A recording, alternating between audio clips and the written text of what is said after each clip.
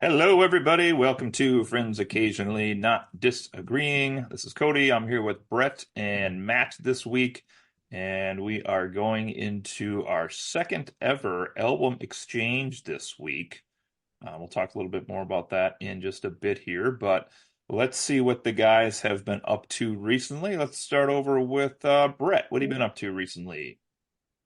Well, this week our show to binge was a brand new show on Netflix called Bodkin, which I took a little bit of amusement out of because the story is a middle-aged white guy, a podcaster, goes to Ireland to research a story that he wants to make a podcast on. Wow. Not familiar at all. Yeah. But it's kind of like billed, I think, as a mystery.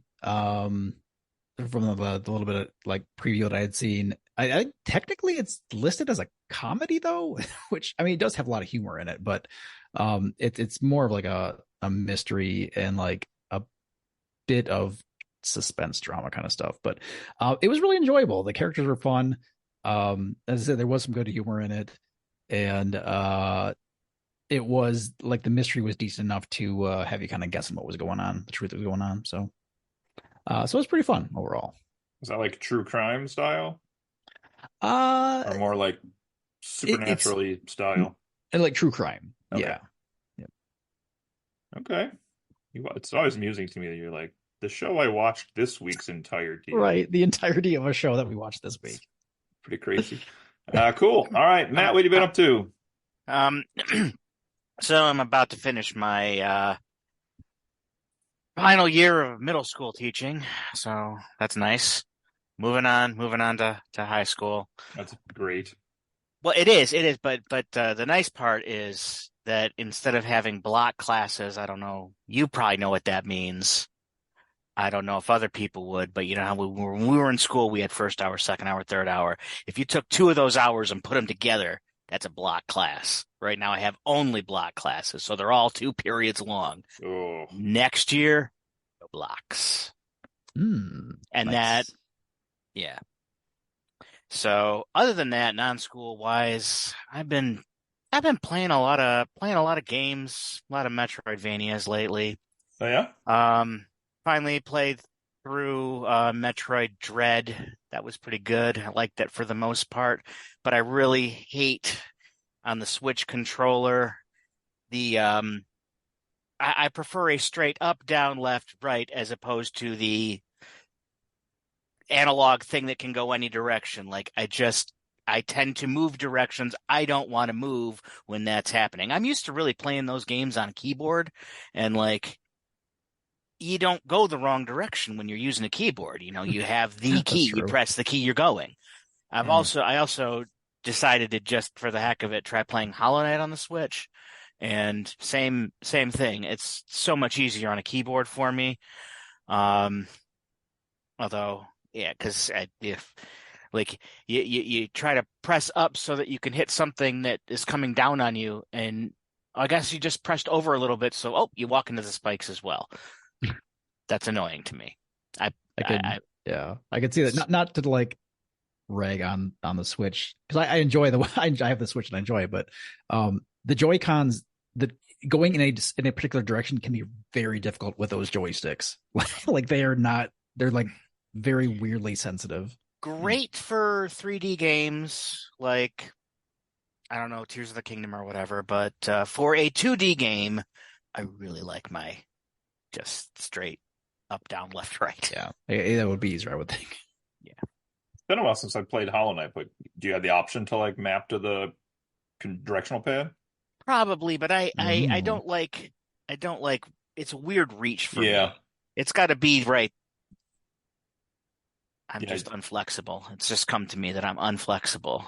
Well, I Mm. mean, the controllers are basically designed so like your hands and fingers go in one spot Yeah. primarily, and that's not where that's at on that. So that makes sense to me. Been up to anything else recently, Matt? Recently. Oh yeah, I went to a concert Oh, you did you? on Friday night. Yeah. Oh yeah, who'd you see? Uh, they might be Giants actually Hmm. is who I saw. Thought you'd slip that past me, huh? But social No, media no. outed you. I I would see what's have. happening here. It's strange. I did not know what the show was going to be, but it did in fact turn out to be an Apollo 18 concert. Seriously? Seriously, no shit. That's amazing. Um, they're doing this thing where they were doing like 2 shows in each city, and they're completely different shows. Yeah. Probably would have really preferred going last night as opposed to Friday, but I'll get more into that when we talk about the album. So I'll just mute myself when you guys are talking about it, so I won't say anything. I bet we'll see how that goes. I bet we'll see. All right. I have actually probably been playing video games a lot the most as well recently, so I guess I'll chat on that also. I finished first game of the Danganronpa series, probably in like fairly record time for me from the last, I don't even know, 5-10 years for the time I sank into it and how fast I finished it.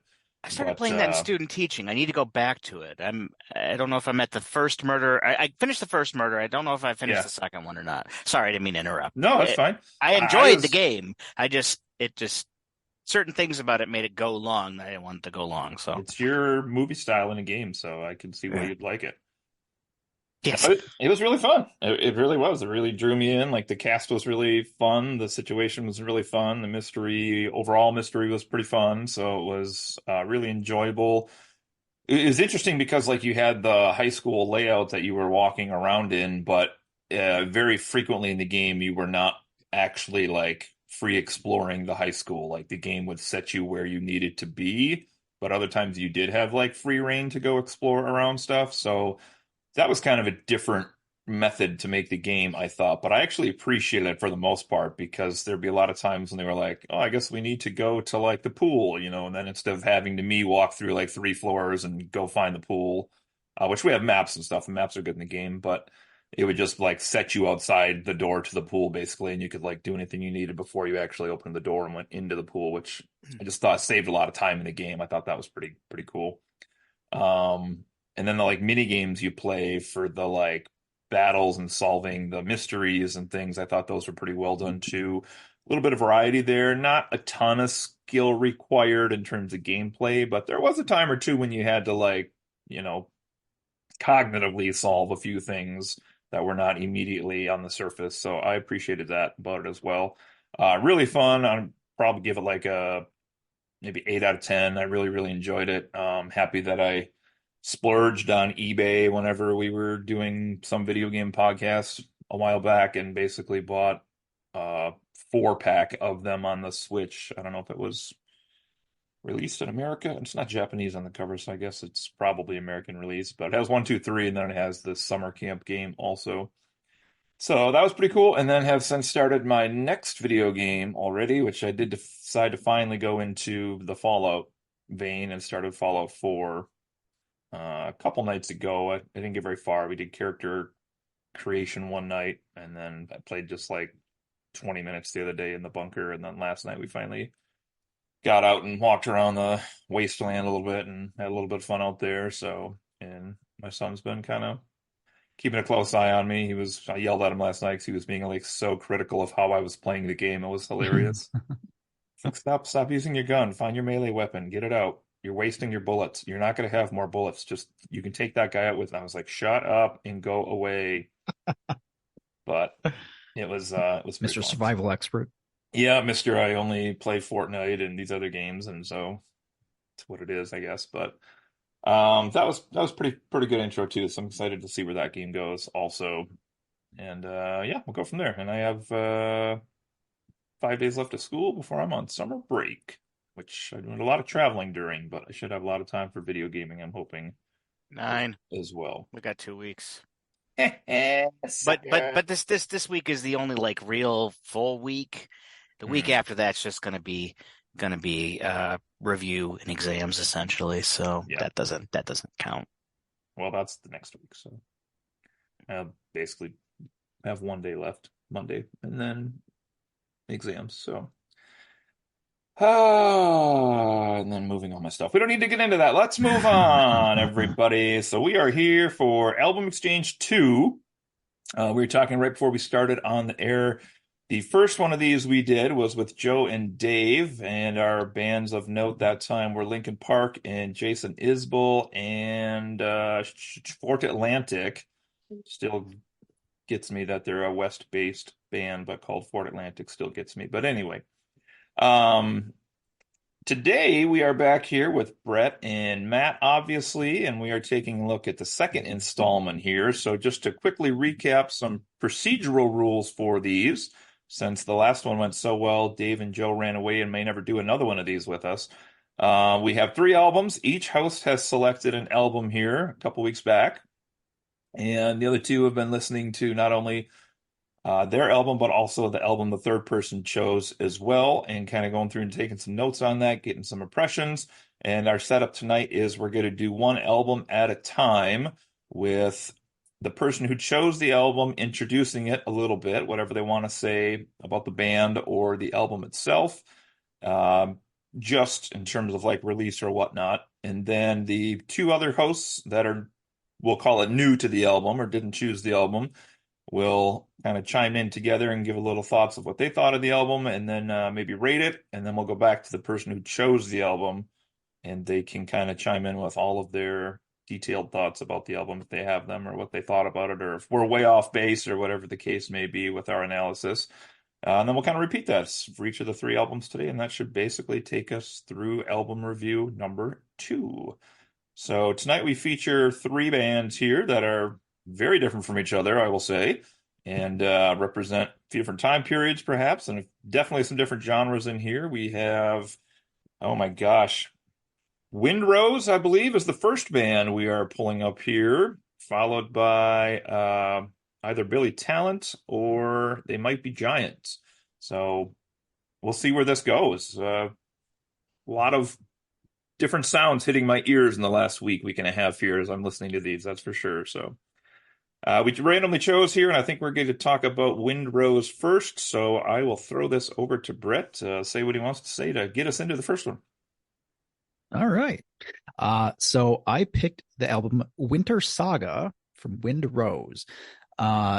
So just a little bit of backstory on Windrose. They are a power metal band from Tuscany, Italy. Though it is sing in English. And just a little quick blurb on power metal, just so you know what that means. It's often described as having anthem-like songs, often with fantasy-based subject matter and a strong chorus hook. The effect is often a theatrical and dramatic sound, and some of the more well-known bands in the subgenre might include Iron Maiden, Judas Priest, and Rainbow. Specifically for Windrose, their music and lyrics are drawing inspiration from the world of Tolkien, and in particular the dwarves of that fantasy world. So it also kind of like influences their costumes and overall look of the band, not just the sound. And they have released 5 albums starting in 2012. And their songs typically frequently feature instruments kind of not traditional to metal. Like you got some orchestral kind of arrangements. There's like violins and there's bagpipes in one song. I think there's even like a harpsichord in one I think I caught. So it's a pretty wide range of stuff. And their style vocally is kind of like meant to sound like a chorus of like rough singers, like dwarves specifically. And though when I was listening to it, I'm not certain if it's actually a chorus of people. It kind of sounds like it might be just a single guy with a voice effect that makes it sound like a few people singing with him. I was kind of trying to listen closely to that for a while, and I'm not undecided, but it may just be a single person. But anyways, I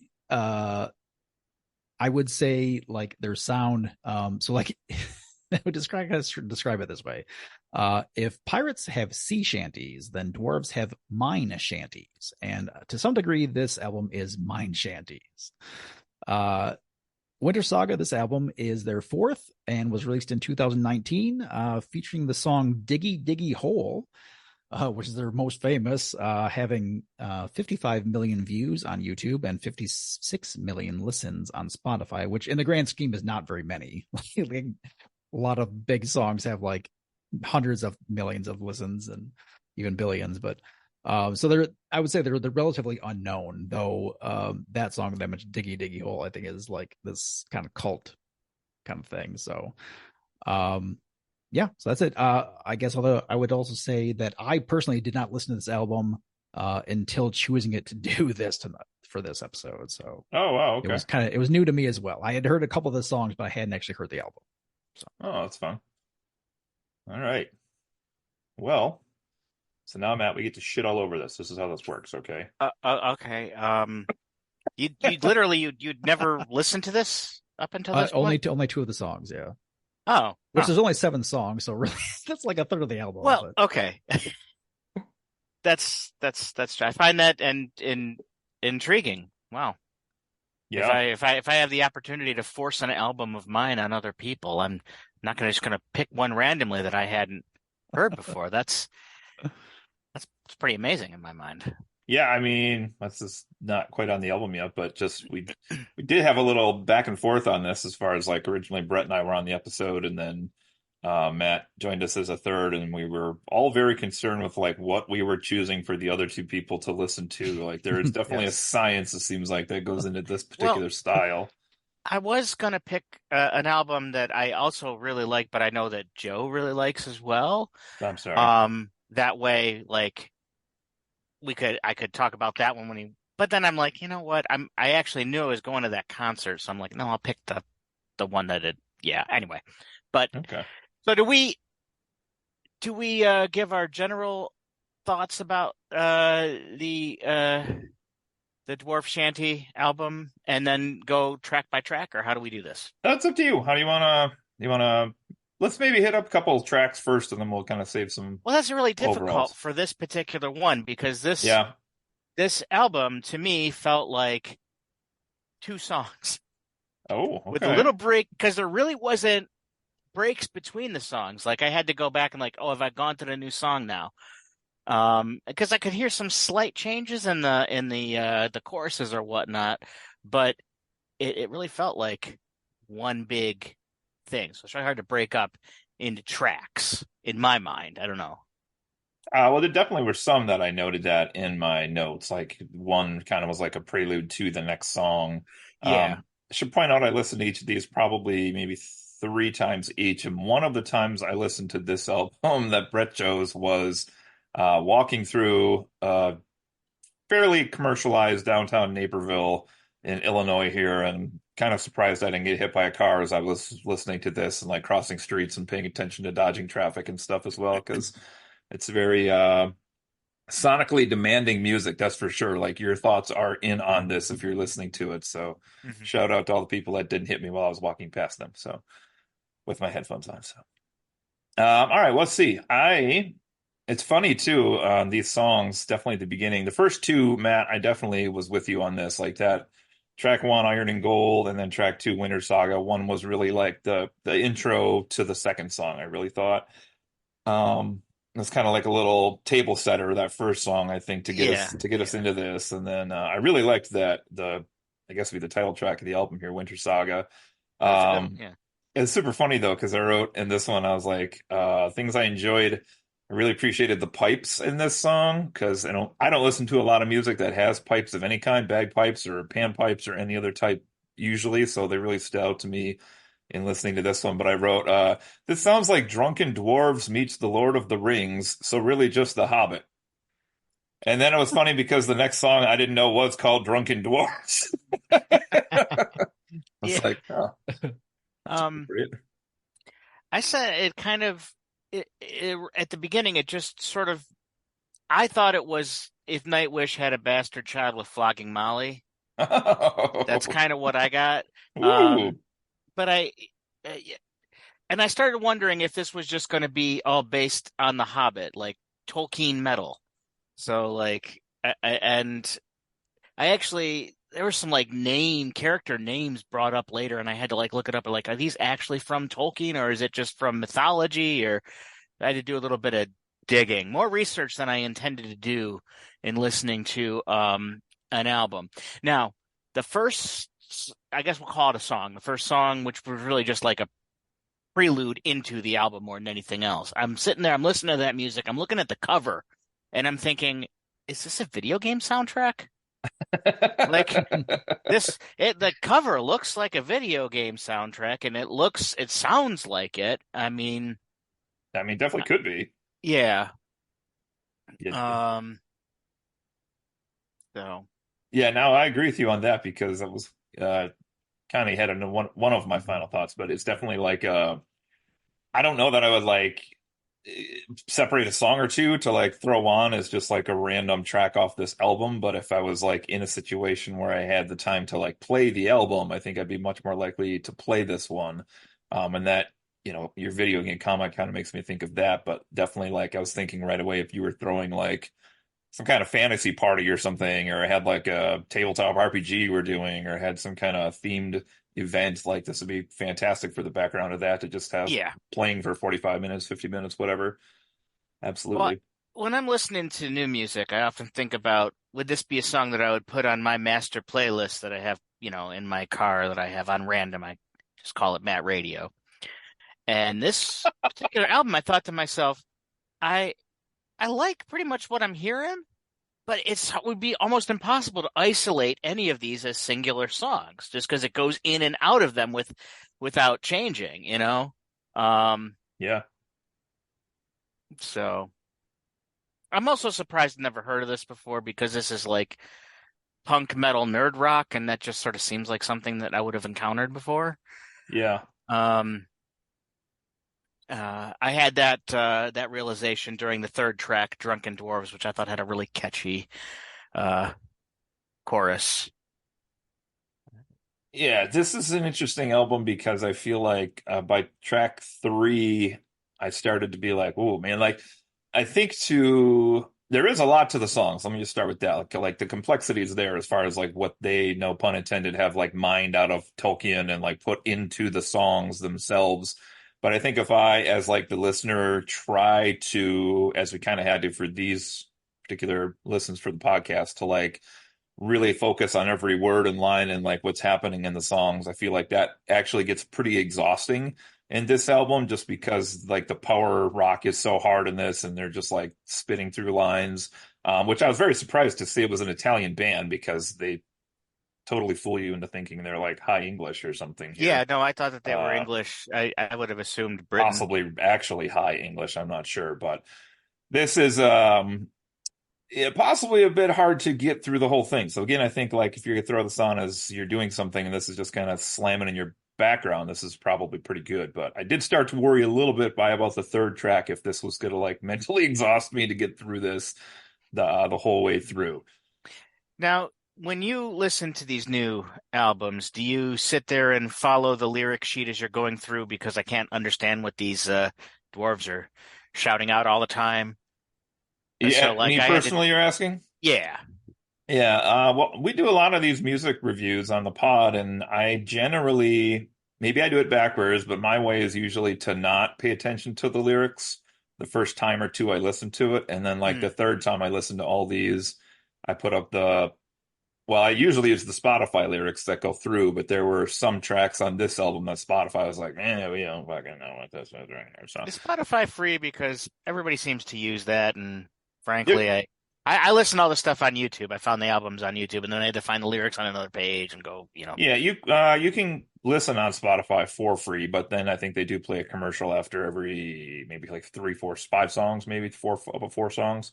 They'll That'll play a just break. commercial or two. That'll just break the whole mood, man. Certain like. Yeah, it definitely would if you were on an album like this. I pay for the monthly service because I got it the year I was building all the gardens in the back, just because I was like, this is like, I don't know, it was $10 a month, and I'm like, I'm out here for 80 hours a week right now, so I just need some not commercial time.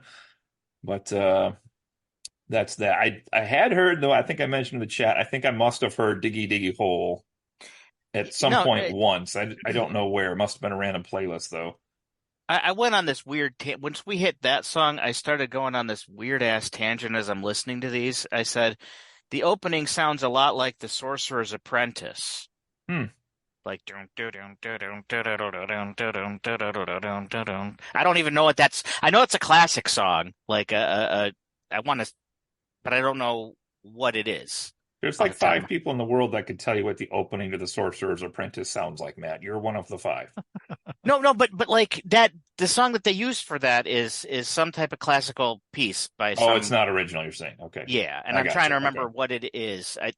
Tchaikovsky wrote a lot of the stuff that's used in Fantasia, but I don't know if that's his. Anyway, but I'm like, and then I realized the song is called Diggy Diggity Dig or whatever, and I started thinking, that sounds like that song from um Pocahontas, like dig and dig and dig and diggity dig. And then I'm like, wait a What? second, the song after that is called Mine, Mine, Mine, which is the name of a song from Pocahontas. Is this some sort of It's weird Disney thing that they're like working in all these weird Disney references? They're dwarves. Maybe it's the Snow White and and I'm like, I think after Mine, Mine, Mine, I decided to stop going down that rabbit hole because I think I was just seeing things that weren't really there. I think you should at least submit those thoughts to the band. They might really enjoy that. Um, It's funny. I thought that song was I don't know if they really put the time into that, but just the mine, mine, mine. At first I thought it was like a commentary on like being greedy. I was like, oh, it's mine, it's mine, it's mine. But then I was like, do, oh wait, they're mining, they're mining, they're mining. Oh, interesting. do you know the Disney? Do you know the Pocahontas song? No, You don't? Okay. is it Mine, Colors of the boys, Wind? If it's mine every not, then I mountain don't know and it. dig, boys, dig till you drop, grab a pick. And the What are, song's called Mine, Mine, Mine, just like that. what are they digging? Tobacco plantations? I think they're supposedly digging up Virginia for gold. Yes. I don't think they find any. Spoiler. It was in West Virginia. Spoiler. All Oh right. boy. Anyway, so All right. Well, for me, I was here about mine, mine, mine, and then the next song, The Art of War, and this was kind of this was a bit of a lull on my score. Like that's where I kind of thought the album started to, I don't know if it started to wear thin on me or if it was actually the songs themselves. I feel like it's My, My, because Mine was maybe not the most complex song, so maybe that's part of it as well. well, that actually was where the song break was. That was where the intermission is in the Okay. album. Like, because there was an actual break there. And actually, at the beginning of The Art of War, I'm like, oh, that sounds kind of different now. And I thought to myself, I wrote, the beginning of this song is really fucking pretty. And then it Yeah, got really warlike. I had noted that that one had more stringed instruments than the other songs. I don't nearly consider myself knowledgeable to know what stringed instruments they were, but Hmm. there was something that was being plucked in there besides gold out of the earth. Earth. And the chorus, or I don't know if it was a chorus, but the Hey Hey Heys kind of reminded me of some other song, but I couldn't place it. Some Disney movie? No, not a Disney movie. No, Okay, just checking. no, that was just a first act thing, I think. Okay. The What did you Actually, think no, of I did think maybe we're moving on to Mulan here because it's about the war. Never mind. I'm not even going to go there anymore. what did you think Uh, of the There and Back Again song? I'm curious. my note, I was about to write something. I started typing. I don't remember what I was typing, and then I just typed, "Holy shit! Did someone fast forward the world on me?" Because it just got like nuts fast. Yeah, Like we're talking like if like early Metallica had taken speed. It was like it was a really, really fast. a lot of And then good I wrote sound bites from you on this episode slow already. This is section great. is nice. Not that the fast wasn't, but this is a nice breather, is what I wrote. Yeah, I put down this is probably the most musically complex song on the album, but I don't know that that means like in the production studio and they're layering all this stuff together. It might not have been, but just in terms of like the I called it the evil thrashing tones when they would speed up and do like that kind of doom and gloom music, and then they would kind of just completely fade out to what was probably the most pure singing on the album, very Mm, soulful, like very little distraction music around it, just somebody finally like belting, and then would kind of just weave back and forth into these different moods, I will call them, I guess here. yeah, So that this one one was fun. that song was all over the place, but in a good way. Yeah. In a good way. All right, what do you got on these last couple songs? Anything Well, the King of here? the Mount Under the Mountain, I wrote great intro. The soloist sounds so familiar to me. I looked Hmm. him up, not sure I know who this is. The song has background melody that sounds really familiar.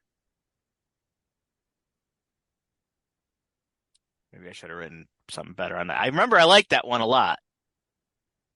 Yeah, that one I noted had, again, I could be off on instrument, but I called them pan pipes here in this one, but I really Mm. enjoyed the way the pipes stood out again in this song. Just don't get a Yeah, lot of no, that no, with music that's I play. good piping going on. Good piping going on. Good piping going on. And I wrote for the transition there to the last song, was unable to tell when this song started more so than on the other parts of this album. Like it just, it just sort of felt like one long song at the end again. Okay. And I wrote that the end reminds me of the theme to In the Line of Fire. What is that? It's a movie from the 90s with Clint Eastwood, Hmm. where he's presidential assassination. Okay. Anyway, I don't remember, but it reminded me of the Ennio Morricone music. Okay. That's what I do when I listen to new stuff, is I think about what it reminds me of that I already know. No, that's exactly what I do. So I don't know why this only came up on the last song of the album, but I wrote this kind of sounds like a demonic Trans-Siberian Orchestra slightly more Oh, so. I never thought about Trans-Siberian. Yeah, certainly had a Trans-Siberian feel. Certainly. And this one also featured, which I'm a big fan of in songs in general, was when they have like the lead singer singing and then they have like a chanting that's underneath that as well. And this one featured that pretty strongly also. So it's a fun little ending to it. So Yeah. you had mentioned, Matt, like you were kind of triple checking everything in terms of if this was all based on The Hobbit or Tolkien or. Yeah, I think it is. I think it is. I remember looking something up, but it mentioned a specific name. I don't see that in my notes, probably because instead of writing it out as notes, I was looking it up in Wikipedia. But Yeah, it was like a some type of. I know they mentioned Thorin in there, who's the king under the mountain towards the end. Durin. That's the name I was Durin's looking Day, for. yeah, he's in there too. Durin, yeah. I mean, And I was trying to figure out if that was a Tolkien character, and it was, but it was also like just a mythology character as well. Oh, okay. Yeah. Yeah. I mean, well, yeah, it's definitely a lot of dwarvish imagery here, and the king under the mountain I recognized. I think that's a chapter actually in the Hobbit title, if I'm not mistaken. There and Back Again, obviously, is very Tolkien. The rest of these, I think, are kind of could be very easily chapters of Tolkien books if they're when not. I looked up, it said it is Tolkien based. Like Okay. they really follow the Tolkienness. The one that oddly may not stick out to me as immediately like a dwarvish Tolkien title is actually the Wintersaga itself, which is the name of the album. So that's kind of interesting. Yeah, there was an old computer game that reminded me of, and I can't think of what. Maybe Neverwinter Nights. Maybe, I don't know. But the cover and the font and everything reminded me of an old computer game specifically. Okay. Any So, other thoughts on tracks here? You want to go to final thoughts? well, let me see.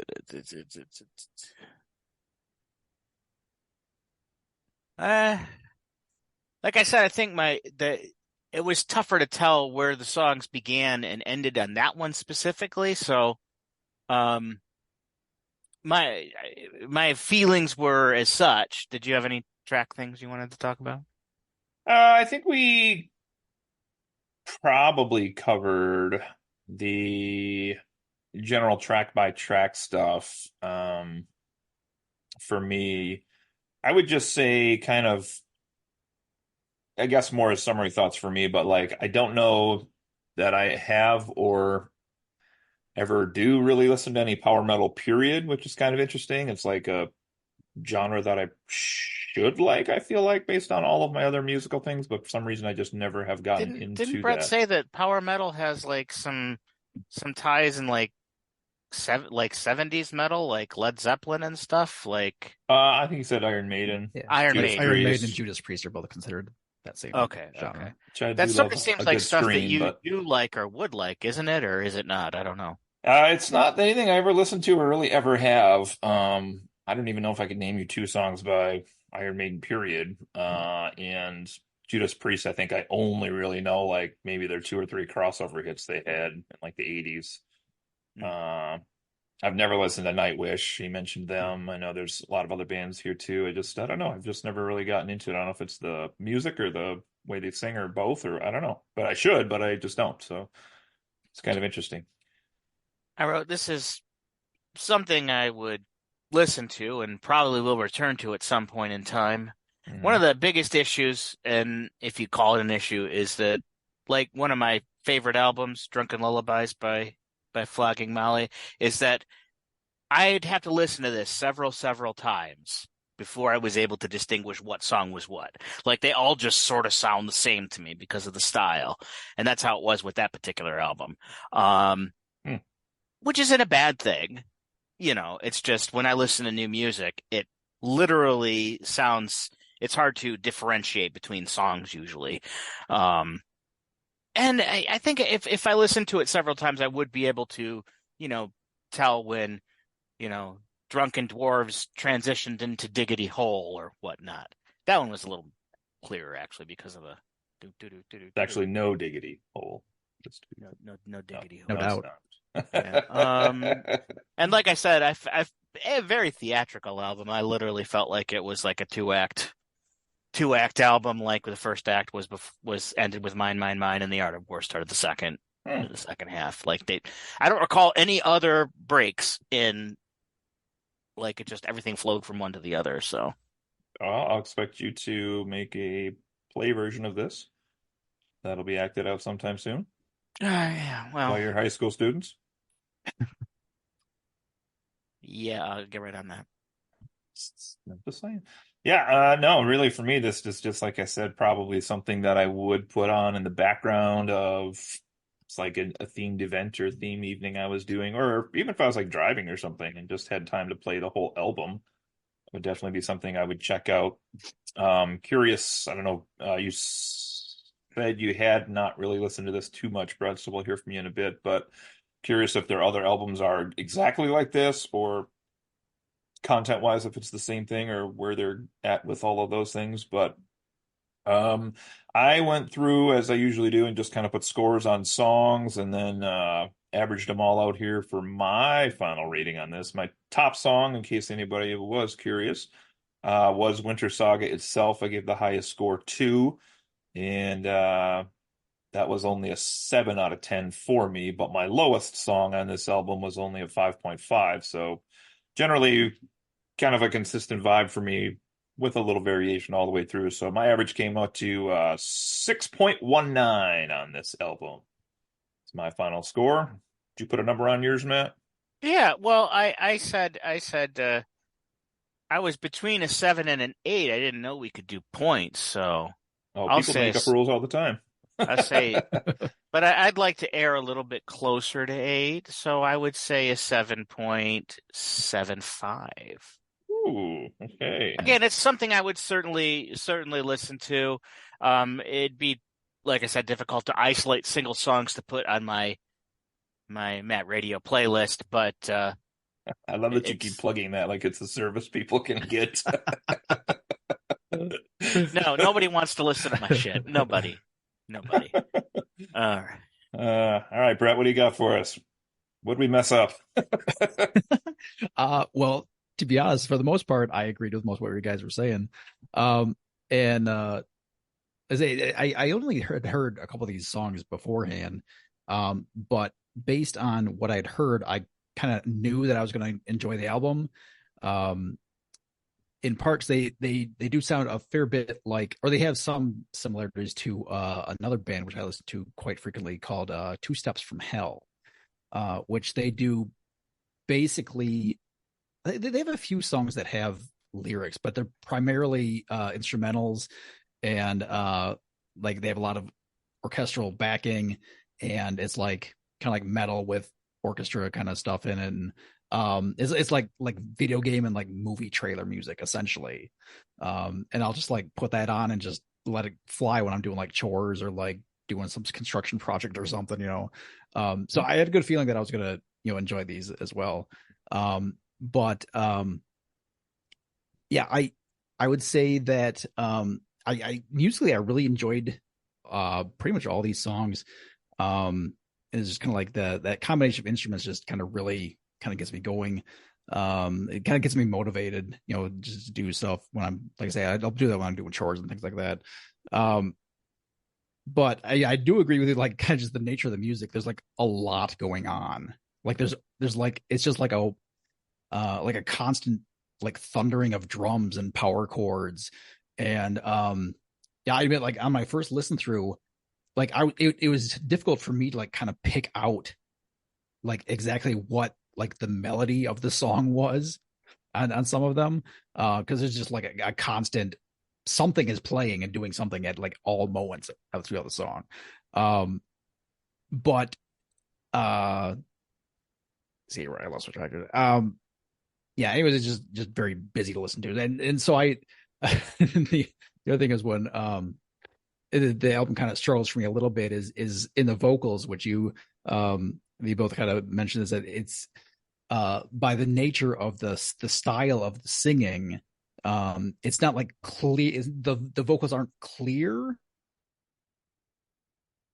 sounding like a chorus. It like is even more difficult to understand at points. And so yeah, I had to go and find lyrics as well, because I was like, I have no idea what they're saying half the time. Like, this is like as bad as Pearl Jam or worse. But yeah, I would say I listened to this probably 5 or 6 times over the course of the week, just in my my normal commute. And I found that once I knew what the lyrics were, I like started enjoying the songs like even more. And I would say overall the lyrics are, or not the lyrics, but specifically, but just to say this about the lyrics, they're like not very like they're just like basically just like just dwarven whatever's thrown out there. They're not like complex lyrics. They're not like meaningful. It's very much, especially guys like Diggy Diggy Hole, is like very just simplistic thoughts there. But yeah, I also I really enjoyed Cody's reaction to it when he like mentioned when he first started listening to the album, and was like, what the hell am I listening to? I was like, that was when I picked this, that was kind of like part of why I picked it. Was I was like, this album is just kind of like, I knew it was going to be kind of crazy and just fun to listen to. So that was part of it. But for me, my favorite songs on this were like, I was prepared for Diggy Diggy Hole to be my top song, because I'd heard that before, and I just it's so goofy and fun with the just the lyrics are so straightforward, and they made up word Diggy, and it's like it's a fun song. It's like it gets me motivated for something, even if I'm not digging a hole. I'll just I feel like I could do more while I'm doing that. But my top song was Mine Mine Mine. Surprisingly, the more I listened to that, the more I enjoyed it. I just really liked the like the musical and vocal like progressions on it. Like it was much more kind of varied throughout the song than some of the other ones are, I felt. And one comment that I found on YouTube when I was doing this, and so this is not my thought, but I really enjoyed it, was this makes me patriotic for a nation that does not exist. So interesting. that kind of echoed that. I kind of echoed that thought. But those were my favorite songs. There and Back Again, I had as my least favorite song. It as being like, there's only like 2 songs in this album that really are kind of have a softer kind of sound to them. And it felt like this was supposed to be like some sort of more like a ballad kind of style at times, but the vocals were not catchy enough or like beautiful enough for me, like for that purpose. So I felt like it didn't quite work as what I think it was meant to be. But overall for me, I really enjoyed it. I due to the nature of it, I feel like it's enjoyable music, but it's not necessarily like good songs. Like they're not like they're very complex, which is very impressive. But I wouldn't say it's like great music. It's just like fun music for me. So overall, I gave this a 6.75. 6.75. Yep. Oh, okay. Well, you Does that mean definitely. my scale? I'm being too generous here. That's your own scale. That's It's your my own scale. scale. Okay. All right. Yeah. So like if I scored it on just how much I enjoyed it, like it was entertained by the music, I probably would have given it like a seven, an 8 or so. But I had to recognize that the lyrics are not, not meaningful in any way, and so The novelty is higher for you than the. yes, Yes. I was going to ask then because I didn't hear you say it in there. Is this a band you have listened to prior to or not? uh, no. Oh, wow. Okay. I was basically only familiar with the song "Diggy Diggy Hole." Okay. Um, and then I had heard one of the other songs off the album just because I was curious at that point, like, well, I got to check out this band. Yeah. But I don't know any other albums. I see. Okay. I was Yeah. Okay. thinking you would knew the other albums and not this one, Yep. but okay. Yeah. And that was part of why I picked it as well, is because I don't have a strong emotional connection to this album. So it was just fun to talk about. Okay. See? That almost seems unfair. Seems like you should have to pick something you have a deep emotional connection to No, for this type of. we might have said this in our chat as well, but like choosing the right album for this particular style of podcast is so hard. Like I went through, so I basically tried to do what you did, Brett, which was I found a lot of albums that I knew like one or two songs off of, but had actually never listened to the whole album before. And I listened to a lot of those, and some I was like, there's a reason I only know one or two songs off this album, Mm. or it was like, So I switched mine quite a few times in my head, but all right. Well, I don't know if I got a math on that. We I did add it here. It's got the average 6.89 total. 6.89. I mean, those are pretty consistent ratings across the board with Yeah, we're all really fairly close, really. Matt and me comes out to just about you. So there we go. Okay, awesome. Let's go to what's sure to be the worst part of this whole thing. Just kidding. Awesome. All right, by our random roll here, we have They Might Be Giants up next. Oh Let's dear. toss this to Matt. What do you want us to know ahead of time, Matt, before we talk? Well, what can I say about TMBG? A lot of people just think they're kind of goofy and silly. I actually really like the music in general. Like a lot of people of my age, I got into this band because of a random Tiny Toon Adventures sketch, which like animated two of their songs. And they don't necessarily enjoy the fact that so many people got into them through those songs. I know John Flansburgh is like, I was an animated pig. Like, it annoys him.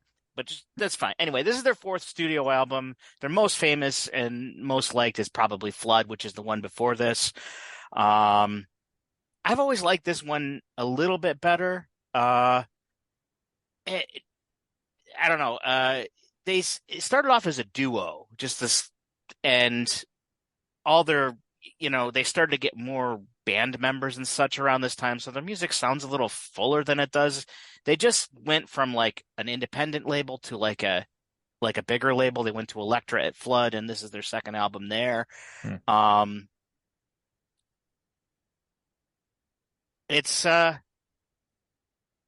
don't know. I don't know what else to say about it.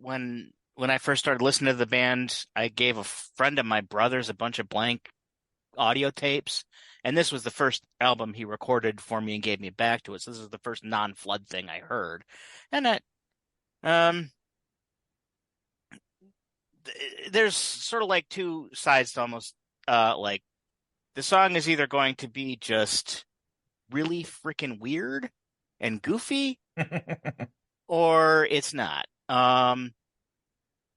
Generally, I don't necessarily listen to the really weird and goofy ones all that much, but this is an album that I will listen to straight through for the most part, despite the weird and goofy shit that's in the middle of it. Let me see. I'm just more curious what What y'all thought? You were talking about Spotify and how it'll throw random commercials in, and there's a specific track near the end, Mm-hmm. which was on the original CD I had. It's called a mini album. And although I listened to it as one song from beginning to end, they intended it to be like you could put the album on like random and it would just throw in one of these random little like 10-second tracks in the middle of it. Hmm. And that always kind of annoyed me. I was curious on Spotify if it's set up as one track or if it's spread out as like I think there's like 19 or Is this Fingertips you're referring this to? this is finger Yeah, this is it's a fingertip. single track on Spotify. Okay, because that'd be hilarious if like eh, between two of those things they would just like throw in a commercial. That would be weird. Oh, Right. okay. And also, as I said earlier on the show, I went to go see this band. I took a good friend of mine, Dan, to go see him on Friday, and they actually played a good majority of Apollo 18 there, which was really cool. Most of the songs I'd heard them play before, but a couple I think I heard for the first time live. I Palindrome I is one of my favorites on the album, and Turn Around, which I'd never heard them do live. I like that one quite a bit. Narrow Your Eyes, I heard for the first time. A lot of good stuff. But I think I'll just turn it over to you guys and hear what you have to say. I'll mute myself, Mm. and you can just see me sort of like shouting into the camera. I'll just Okay. do that for your amusement. Okay. Okay. I'm curious what you think though, so I'm muting myself now. All right. I didn't actually listen to this. Did you, Brett? I'm just gonna make this up as we go. Too. Oh, Oh, there he okay. goes. Um. Wow, this was a trip, I gotta say. I don't I'll just say ahead of time, I know the band and I've been friends with Matt for a long time, so I know he loves the band, but I can't think of a song I know by them other than the Istanbul Constantinople song. That's about the only one I can think of that I know by them. Yeah, I had honestly I thought they were something very different. And I don't know, like I think I had them confused with like maybe like Real Big Fish or something like a band that uses like a lot of horns and like Okay. has more of like a big band kind of sound to it. I for some reason I think in my head that's what I had them kind of pegged as.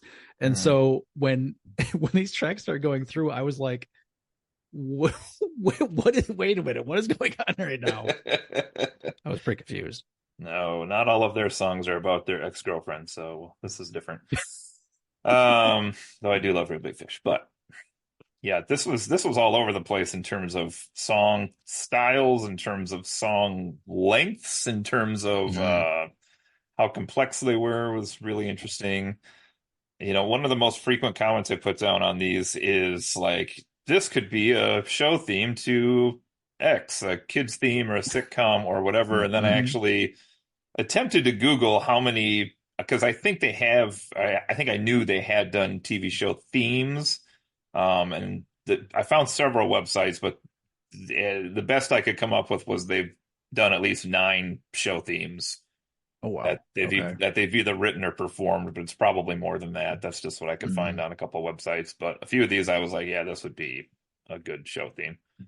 Um, Yeah, I found it interesting as well. After like doing a little bit of kind of follow up research that they've done at least a handful of like kids albums as well, which makes sense given like the kind of the general sound and the lyric styling. That it does yeah, it definitely feels like it kind of was something that could naturally kind of flow into. absolutely. I mean, there's maybe what 3, 4 songs on here that might have like semi-questionable content, but for the most part, these would be perfectly great for kids, I would think. Yeah, there's definitely a few that have some very weird, even dark kind of thoughts and humor in them. But Yeah. you're right. A lot of them are just kind of just silly and fun. So Well, let's chat about some of these particular ones. I'm going to highlight the first song, Dig My Grave, which actually, I don't know if this will be good or bad for Matt, but I actually gave it the highest rating for me on the album, which was, I I thought it A sounded like the Black Keys as a comparison band on that, very much so. And B, I Sure. wrote down this one doesn't really sound like what I thought they sounded like at all either. So Right. kind of interesting. But I did like that one quite a bit. I did it. Let me just think. I think that was my highest as well. Let me just look at my numbers here quick. Yeah. All downhill from there. Uh, It's so it's just like fast and fun, and it's only what a minute, barely a minute long. It's just like kind of like in your face and just really just fun, and it sounds great. Like I would enjoy that being like a 3 minute song. Like I would yeah, definitely listen to that more. I don't know. I don't know what you'd call that either. Like blues isn't quite right, but it had like a certain style, that's for sure. Mm. And then we just went into weird, quirky shit. It did go that way quickly. Rest of the way through this thing. All right, let's see.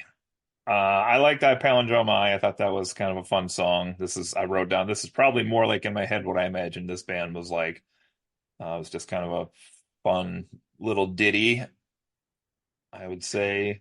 Yeah, I I started playing that one, and I put it on purposely while my wife and I were in the kitchen, and I just like looked at her and I just wanted to see if she was like paying attention to the lyrics. Because that starts on the very first line is someday mother will die and I'll get the money. It's like what? That's And funny. then mom responds, my sentiments exactly, you son of a bitch. This was great. Uh, It that's yeah, I mean that track is just fun because it's like because the term palindrome, like the lyrics themselves are reversed in one line. Like it goes through in one order and then just reverses the order of the words and he just sings them all again. Just pretty great. that's kind of more the humor I was expecting, I think, going into the rest of these songs here. So, um, I don't exactly know what she's actual size is supposed to be referring to on I this didn't next either. song, but I did note that I'm pretty sure whatever the sentiment behind it is, Taylor Swift fans would enjoy it. So there's that. There's Oh that. yeah, I also I'm not sure what that is supposed to mean, but um I did know that the horns in that song are really pretty fun. Hmm. I couldn't place what exactly it was, but it kind of gave like a 20s or 30s kind of vibe at points. And yeah, I don't know what it's supposed to mean, if anything, and it probably doesn't mean anything. Yeah, I don't know. Next song, I had one of the higher ones for me on rating this as well, My Evil Twin, which I definitely said this has to be a TV show theme. It just has to be. Mm. And I really like the line, he's even got a twin like me. It's like, whoa. Uh, I liked the thought. I felt like I actually felt like they could have done more with the lyrics on that one. Like Hmm. I feel like it was a bit more straightforward, and they could have done like some really kind of silly thoughts in there, and like there were like bits of that, but it didn't go like full crazy, and that's kind of like what I was expecting at that point. Yeah. The next song was one of my biggest question marks for a while, and I'll tell you why. What are we on here? Song five is called Mammal, Mm-hmm. which was not a great song in my esteemed opinion here. More like a list of mammals for the most part. But I'll tell you why I was super confused by it because a lot of times I do these music reviews, I will go through and pre-write all the tracks down on my notes, and then I'll kind of fill in notes as I go through. And until today, I thought the name of this song was Mama exclamation point. Only when I was looking at the lyrics for the last time on Spotify did I realize it was an L and not an exclamation point. And boy, did that change the whole That would thing, have let me been tell pretty you. confusing to that point. Yeah, it was like mama, Yeah. koalas, and whales. And I was like, what is happening here? All these animals are mothers. I don't even get how this something, but um, I as well. This was my I think my lowest rated song on the album. It was quirky, but it was kind of just like reading from an encyclopedia a yeah. bit. And like the vocals weren't like terribly catchy either. So I didn't enjoy it a lot, but it was still pretty silly. What do you make of this next song? I don't I don't know. I tried to like come to an understanding of like how a statue would get you high. And I still am confused. Yeah, that's exactly what I wrote, basically. I just said I have to be missing what this song is about because I just, like, he's really concerned with the effect this is having on him, and I'm just not Yeah, catching what it is. what if it's like an inside joke with a band or something? Could It be. very well could be. Maybe it's like the Statue of Liberty and it's like pro liberty and freedom. Maybe we just totally didn't take it the way we were supposed to. I don't know. I did enjoy the sound a fair amount. Yeah. I just didn't. It was uh it was. I'm trying to put a thought on this. It was like it was still kind of satire, I felt, but also like straight laced enough to where I felt like it was supposed to have some sort of meaning, and I just couldn't figure it out. Yeah. I feel like I'm the idiot on that one. Like I should know, but I did not. Mm. Okay, then we go to another children's show theme with the Spider here. Is that how he says it? Spider? He did, yes. It is. It seems to Spider? have a very thick German accent on it. Yeah. Really, really a short little ditty here, and this is, I mean, it's hard. I probably will break my scale I usually use on this album because it's hard to rate these as individual songs and then average them because there's just not a lot of song on this one, but that doesn't mean it's, Mm-hmm. so I'm probably gonna have to tweak mine a little bit at the end here for this one. Yeah, so I guess I'll just throw this in here at this point. It's a good transition point, but yeah, I felt like a lot of these songs I could not rate them on the same scale as I was using for your album or mine because they are probably half of them aren't necessarily songs per se, like the way you would classically define a song. And so to try and grade them on that scale felt like it didn't work. So for my rating on all these tracks for the most part, I basically like how much I enjoyed it. Hmm. Like an enjoyment, like out of 10, how much did I enjoy listening to this? Yeah. Rather than how much do I think this is a good song? Just to get that point out there. Well, it's interesting too because their music was not consistent to me enough in that here's the statement I was about to make, but I realize I can't. Some of these were like full 3 minute songs, and some of these were Mm. like just this sound experiment, or here's these lyrics we're going to put together, or whatever. And I tended to prefer the ones that were the like 3 minute songs for the most part, but not all of them. So that was weird. There were like some of the little pieces I liked more, and there were a couple of the longer songs that I liked less. So it's hard for me to like be like, this is the way I preferred the band because I don't know if there was, which I don't know if that says either, but. Mm. Yeah. That all said, this was my second highest rated song on the album. Oh, wow. Okay. I enjoyed it because it was so well. Well, first I enjoyed the like I said, like this German accent on it was so like out of like left field. I was like, wait, what? Okay, and then it's it's basically more just like a like spoken word with like a mishmash of like music like Yeah. sandwiched in there. And then there's like two times in the song where like I remember there's like a something gets said and then like there's like grunts. He's like, ugh. It's like what? I just busted out laughing the first time. I was like, this is just great. That's like my kind of hits my humor the right way. That's funny. All right, then we get into the guitar, which was this was more a long song again, but I didn't get a lot out of this one. This one was kind of a weaker full length one for me. Anything on there for you on this one? Yeah. I noted here that it sounds. I don't know. Like obviously they picked out like the melody of "The Lion Sleeps Tonight" as like kind of the way at least a few of the verses are kind of set to that melody. And I questioned whether every verse is set to a different song, but I couldn't recognize any other songs in that. And I was like, well, maybe that's the kind of gist with this song that they're going for. Well, I know one of them was the Princess and the Frog because it, and I'm just joking. See what I did there, Matt? Yeah, that's it. I did give this a pretty low, like a lower score. It like the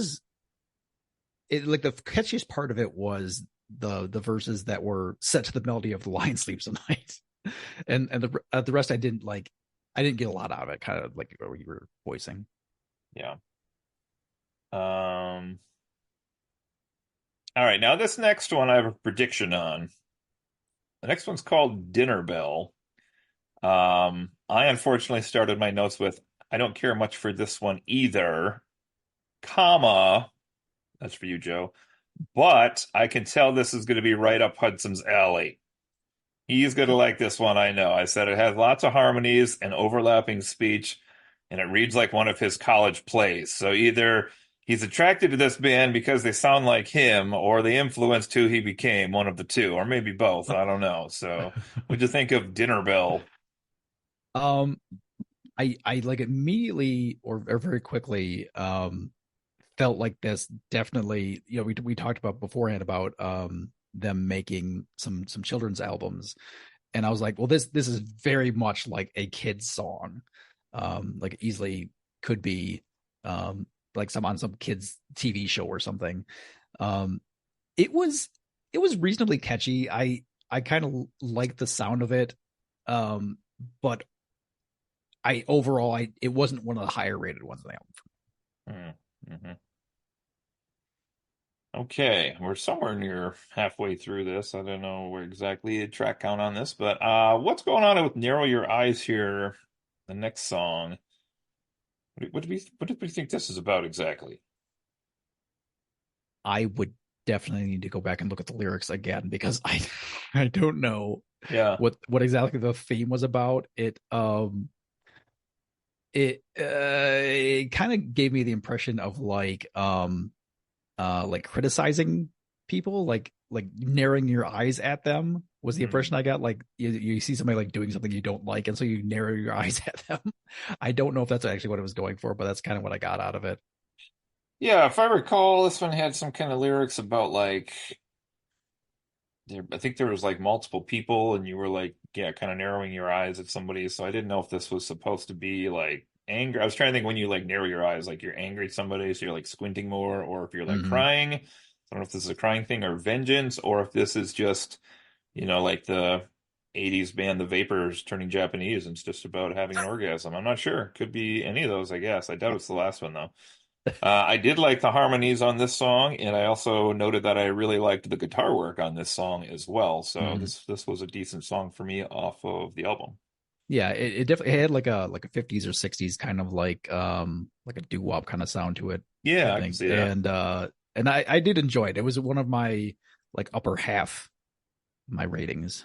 Yeah. So speaking of upper half, let's talk about that next song, shall we? Nice. One of the interesting little pieces on this album, the Hall of Heads. I ended up not having any notes on this one. I gave it a kind of middle of the road score. I just didn't lyrically it seemed like it was pretty weird, but yeah, I didn't know like it was that's the thing with like weird goofy lyrics is that I think they can like for different people they can definitely be like hit differently, and like for this one to me I was like I don't know, am I amused by this? I'm not sure. Like I don't know. So yeah, this one was interesting. So this starts with like if anybody out there listening is good to go back and listen to these albums. This one starts with really like a Western twang. It's like the intro music. And then it very like 10, 15 seconds in, I would say, switches to like kind of a mysterious thriller type noise, and then like 10 or 15 seconds later it goes to more like what I described as like a spy movie with the music here. But the lyrics you're talking about is, I mean, if you were to take them literally, it's like this person who has a house full of severed heads, it seems like, Kind of seems that way. and somebody's like a prisoner within this like head museum essentially and can't escape, which worked for me. It was definitely themes I could get behind, so I thought that was pretty fun little track. Crazy as hell, but I kind of applauded Hmm. that they made something as crazy as this one was. So Gotcha. that was kind of fun. And then this next little piece they have on here was my low point of the album, which describes how you're feeling, which I don't know if this was just like somebody reading a medication bottle or like a commercial for some kind of prescription. Uh, Not really a song at all, truly. It what I wrote down for this one was that the music is so cheery and bubbly that it makes me feel disturbed in some way. Like this could be from a scene in a horror movie. It's like when they have the commercials that are like, this could help solve this long-term problem you have. Side effects may include death. Right. Yeah, it was I like overall I this was it was fine. Like I didn't dislike it, but it was yeah, that music is like I say, it's just like kind of like over the top, like bubbly and and it was kind of a little bit off putting, I guess is what I'm trying to get. All right, next one. I don't know what's going on with this one either. See the Constellation is the next one. I said I liked the song better than the last one that came on quite a bit. Actually, I like this one pretty well. It reminded me of like a 80s synth pop tune almost in Mm. some ways. But again, like lyrically, like it was the story they were telling was like a guy like laying on the ground looking up at like the constellations makes sense, except he was like doing it with his head on like a railroad track, which I was like, this is getting kind of dark now. What's happening here exactly? Why does he got to be laying with his head on a railroad track to look at these things? So, Right. Yeah, I enjoyed this one. It I wrote here that it is probably the closest to a quote normal song on the album. hmm. Um, and I for me it definitely had like a bit of a like a psychedelic undertone as well. Like it could have been like almost like a Pink Floyd kind of thing. Yeah, I could see that. See that. All right, we got five left here. If I Wasn't Shy is the next one. I didn't put a lot of notes on this one. It wasn't one of my higher ones, but I did make a comparison finally, which I did not do on almost every song on this album. This one really reminded me of Ben Folds and the way he was singing, like very Mm. like languished, kind of losing his breath slightly, kind of like down speech that he was using, Yeah. Okay. but no real Uh, notes. yeah. Also, I I gave it a like my rating is 6 out of 10 on this one, but I didn't have any notes, so Hmm. I kind of liked it, but I didn't know what to say about it. All right, now we're gonna get a little four pack of weird songs to finish up here. Turnaround's the next one. I thought this one was actually pretty funny, in that I said it sounded like a warp polka. I don't know if it was actually an accordion that was used in the song, or they were just like using the keyboard in such a way that it kind of mimicked the accordion. But I think Mm. Matt's nodding his head, so I think there might be an actual accordion here. Yes, all right. But this one's pretty funny though. It kind of reminded me of many weddings I've been to back like by our hometown, and like a polka being on, but like a fucked up version of the polka instead. Yeah, this was one of my actually one of my higher rated songs. Um, I thought it was so absurd and like humorous in the lyrics. Um, and but they're actually put together in a pretty catchy tune. It's just like dark and weird, and for me it hit pretty well. Okay, then we get like another one of these barely songs here, Hypnotist of Ladies, which was, I mean, numerically one of my lower spots again on the album, but again, you can't really rate it for what it is. It's not a lot there. Just kind of a weird series of words. I mean, almost more like a poem or something than a song. Mm. Yeah, I'm trying to remember now. It does seem to have like its own kind of uh like the sound. It sounds like something else, but I can't place it at this time. Um, yeah, I did like the sound of it. Like the musically, it I enjoyed it. Um, and the the lyrics were again, kind of a fairly strange, but like a bit more. It was a bit more straightforward and like not so much. They Yeah. kind of lean towards normal, I guess. I just pulled the lyrics up here. There's 7 lines of verse in this one. He's a hypnotist of ladies. He's a hypnotist of ladies. You're getting sleepy, very sleepy. He's a hypnotist of ladies. Never had a pocket watch, never counted backwards. You won't remember why you liked him. You won't remember why you liked him, which I guess could be, I don't know if that's, I guess that could be played both ways now that I read it. It could be like, I don't know why I fell in love with this guy in the first place, or it could be like, I don't ever saw in that guy to begin with. So, Mm, yeah, I guess it could be both ways now that I look at it, but. Well, I'll offer you the chance to talk first about fingertips, Brett. sure.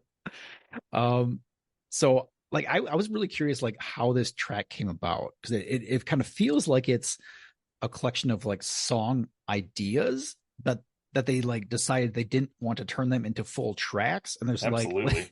let's just stick all these together and uh yeah Matt mentioned that I think earlier that it's kind of like they're kind of like commercials even like it felt like you when you're shuffling through channels on the TV and like the only thing on is commercials and so you just keep changing channels going from commercial to commercial to commercial and that's Funny. really what this song sounded like and I did go back on a second listen. I went back and counted like the distinct segments and there's 21 different like parts like separate parts to the song that like sound like their own kind of thing. Yeah, I will say this song in particular was one of the uh more fun tracks of anything on this podcast when I was watching the lyrics on the screen on Spotify because it like goes through them in real time as they're singing them. Yeah. And I was like watching them trying to like be like, okay, there's gonna be a shift coming up on this next line, I think. And it'd like switch to the next type of song. And every once in a while there'd be like one extra line that was still in the same style as the previous version. And I was like, oh shit, that was part of the last one, not the new one. So it was all over the place. Like I actually enjoyed this one quite a bit as well. At first, I wrote down that this is actually musically managing to simulate somebody having a seizure. But then I thought about it more and I was like, no, this would have to be like a schizophrenic having a seizure to really be accurate. Mm, So yeah. that's what I got for that. But it's fun. It was a fun. It's really fun. I kind of like just this thought occurred to me. It sounds like it could be something. There's even a couple of parts in there where like vocally they sounded like a Matt Stone, Trey Parker kind of sound to it. Like this could be something off a South Park episode. Yeah, for sure. I like your analysis too of the like changing channels. That makes total sense in Mm. my head. I didn't think about it like that, but yeah, I can see that. Okay, and then we finish up with Space Suit, which I don't remember had any lyrics. I don't think so, did it? It's an instrumental, I believe. Yes. Okay. And this was fine. I don't know. I don't know if it's only there to not end on fingertips or I don't know. It, yeah, I kind of enjoyed the sound to it. It's definitely, as the name might suggest, it does have like a spacey sound to it, Hmm. which was kind of fun to listen to. And yeah, it was as an album closer, it worked pretty well, I suppose. I do kind of wonder now that you said that. I'm still thinking back to fingertips. If they had chosen to end the album with fingertips, but like did add like a half second of static between each of those little things, like somebody like was scrolling through the Oh, radio or right. something, and that had been Yep. the last track, that would have been kind of a cool way to finish it up. I feel like there's like, yeah, I could see that. fuck it, there's nothing Yeah. on, and then they like flick it off at the end. Like Yeah, that would have been I fun. could see But that. okay, overall thoughts. Let's see. You want to go first, or I'm gonna go first on this one? I can take it, sure. Okay. Um, so I was, like I said at the start, I was really kind of surprised by what they actually were. I thought they was gonna have a very different sound.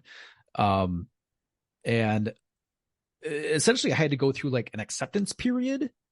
Like I was like, um, because I was like taken aback, like, oh wait a minute, what's going on here? And then once I realized that it was like all just kind of parody and like just these silly lyrics, with some fun catchy music, I allowed me to just kind of like sit back and enjoy it and like appreciate it. I mean they definitely, uh I would say they're not quite like Weird Al level of parody, Yeah. but they also like almost go like beyond what he does in like weirdness, like just general weirdness. Um, but a lot of them are like very playful and I just really kind of fun. Um, and like I said, I did find out later that they did some kids albums, which makes perfect sense. I haven't listened to anything on those, but I would guess that they do a very good job with those. Like I you'd probably put that on and kids would be really entertained and just kind of like, having fun listening to that stuff.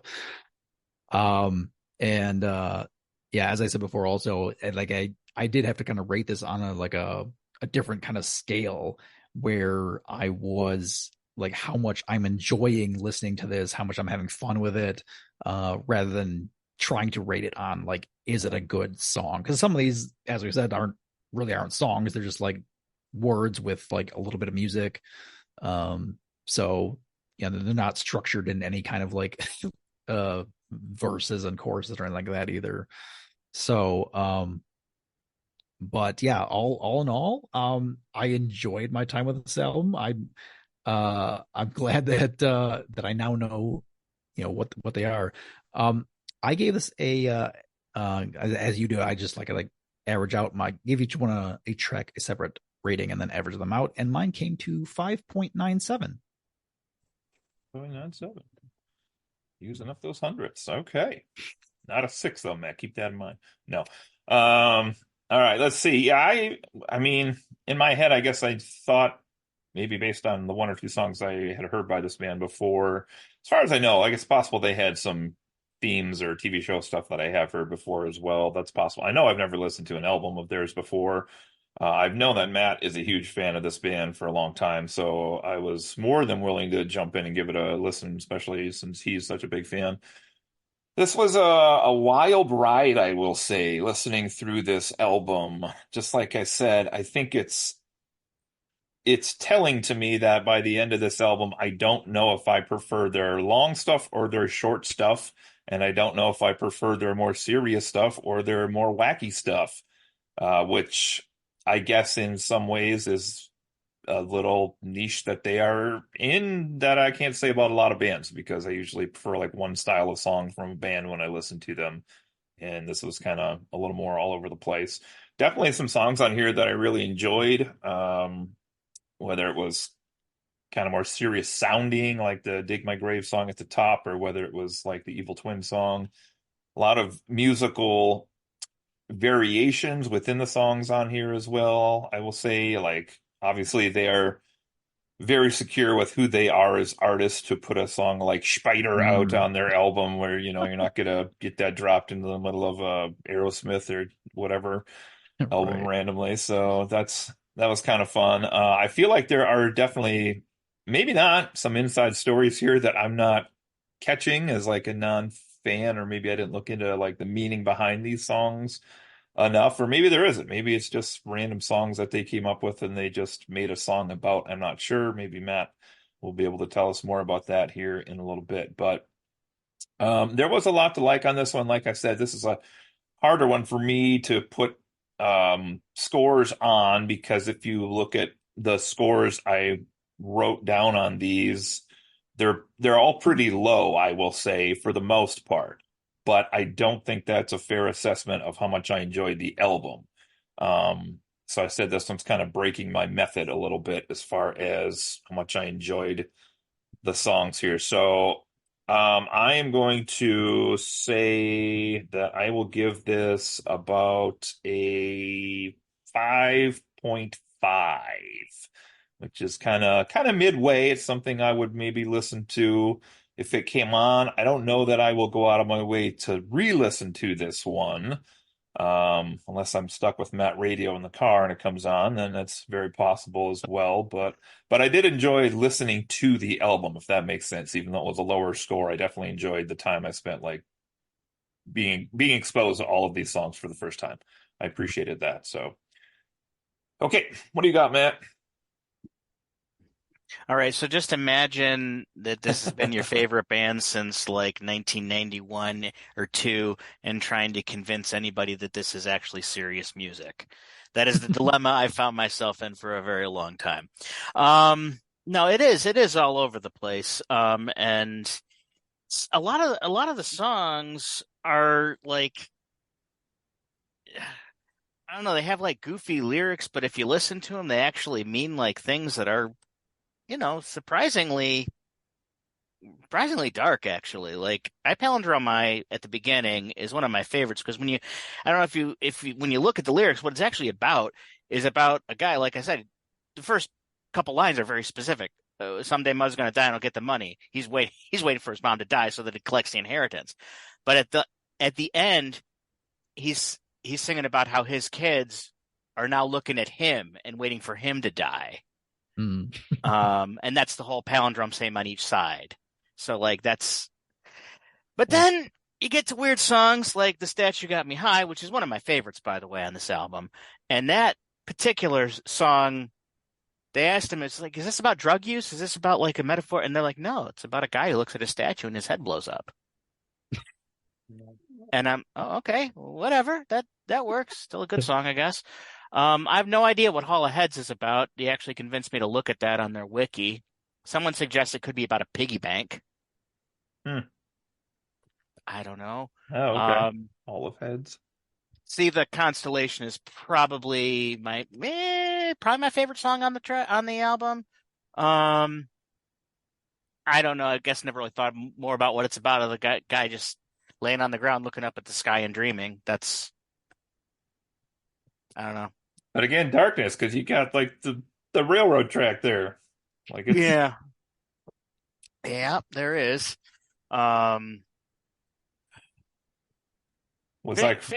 Fingertips is I don't even know where to go on that. Like I said, I used to listen to albums on random all the time, and it would annoy me when like I'd hear, See the Constellation, then The Statue Got Me High, then randomly, Please Pass the Milk, Please, before going into, Narrow Your Eyes or something. I don't know. Like, and that's a weird one too, by the way, Narrow Your Eyes, because there is nothing goofy or weird in that song, really, in my mind. It's just like a normal song, just thrown in the middle. Although I really like the lyric of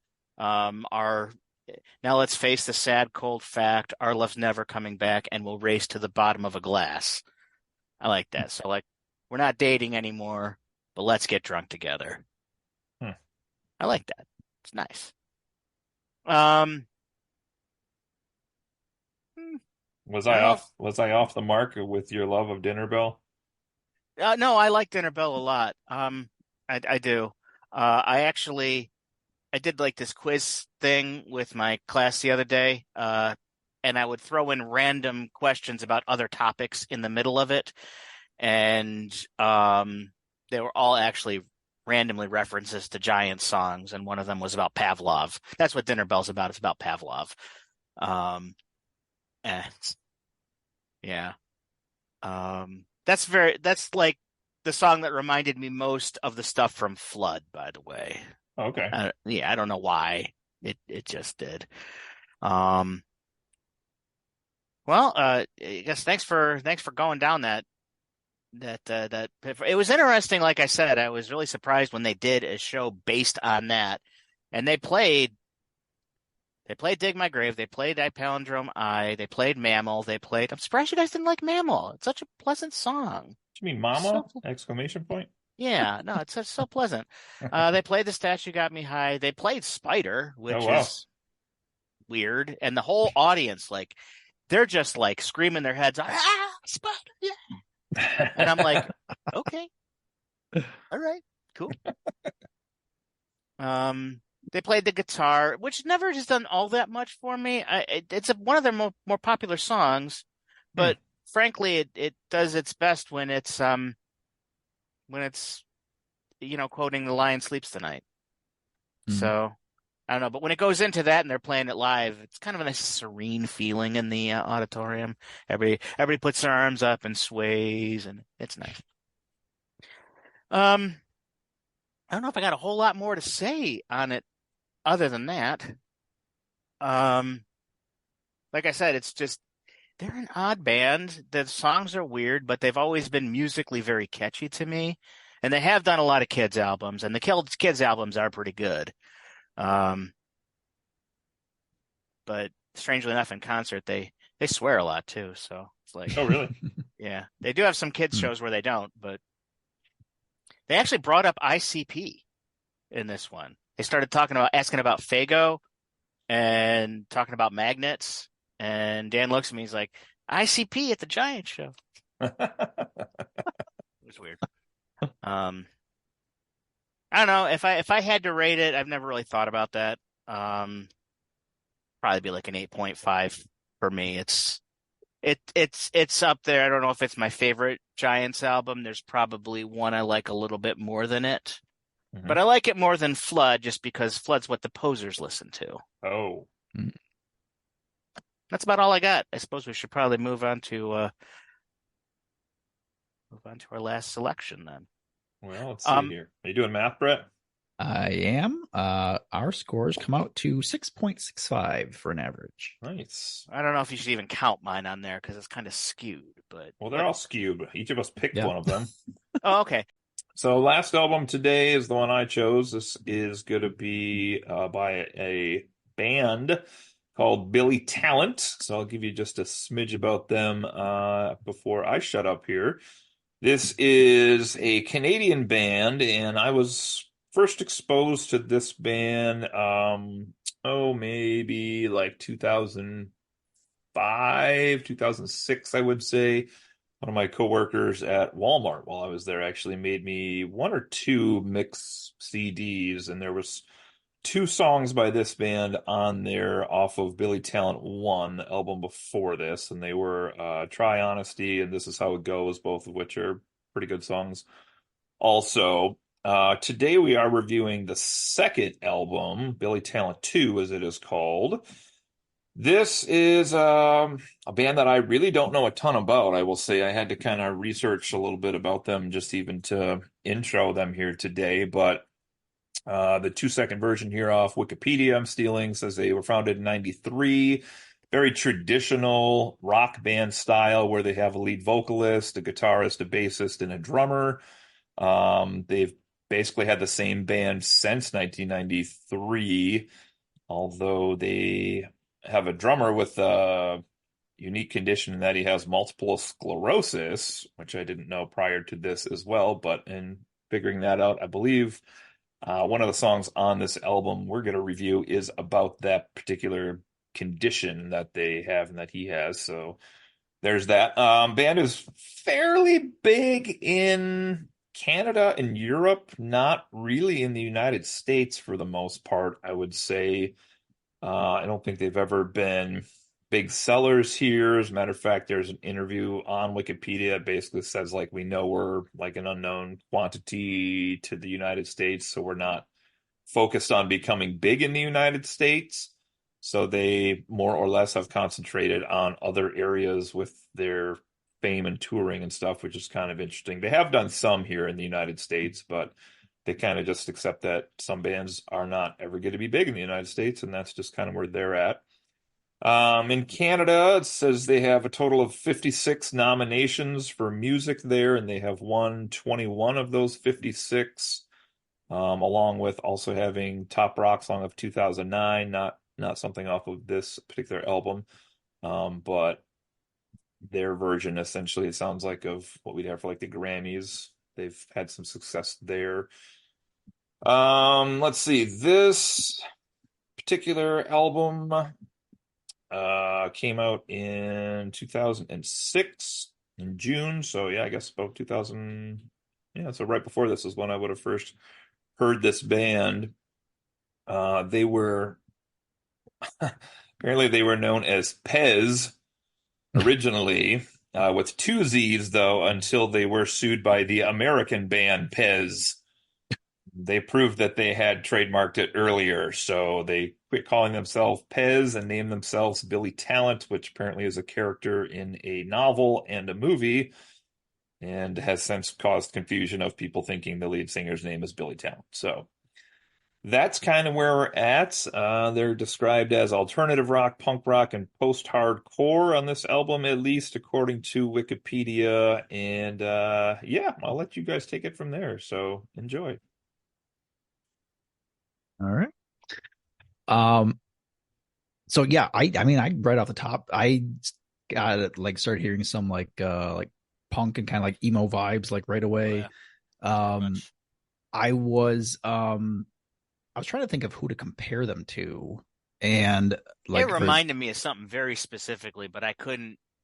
The voice reminded me of another band. The bass music reminded me of another band. hmm, I couldn't. yeah, I did put down here like My Chemical Romance as like a modern band that people might be more familiar with, but I don't think that comparison is even really that close. It's just kind of like a general kind of thing. But like even the first one, the first song here, Devil in a Midnight Mass. Right away I wrote down it sounds like Blink 182 and Muse had a baby out of wedlock.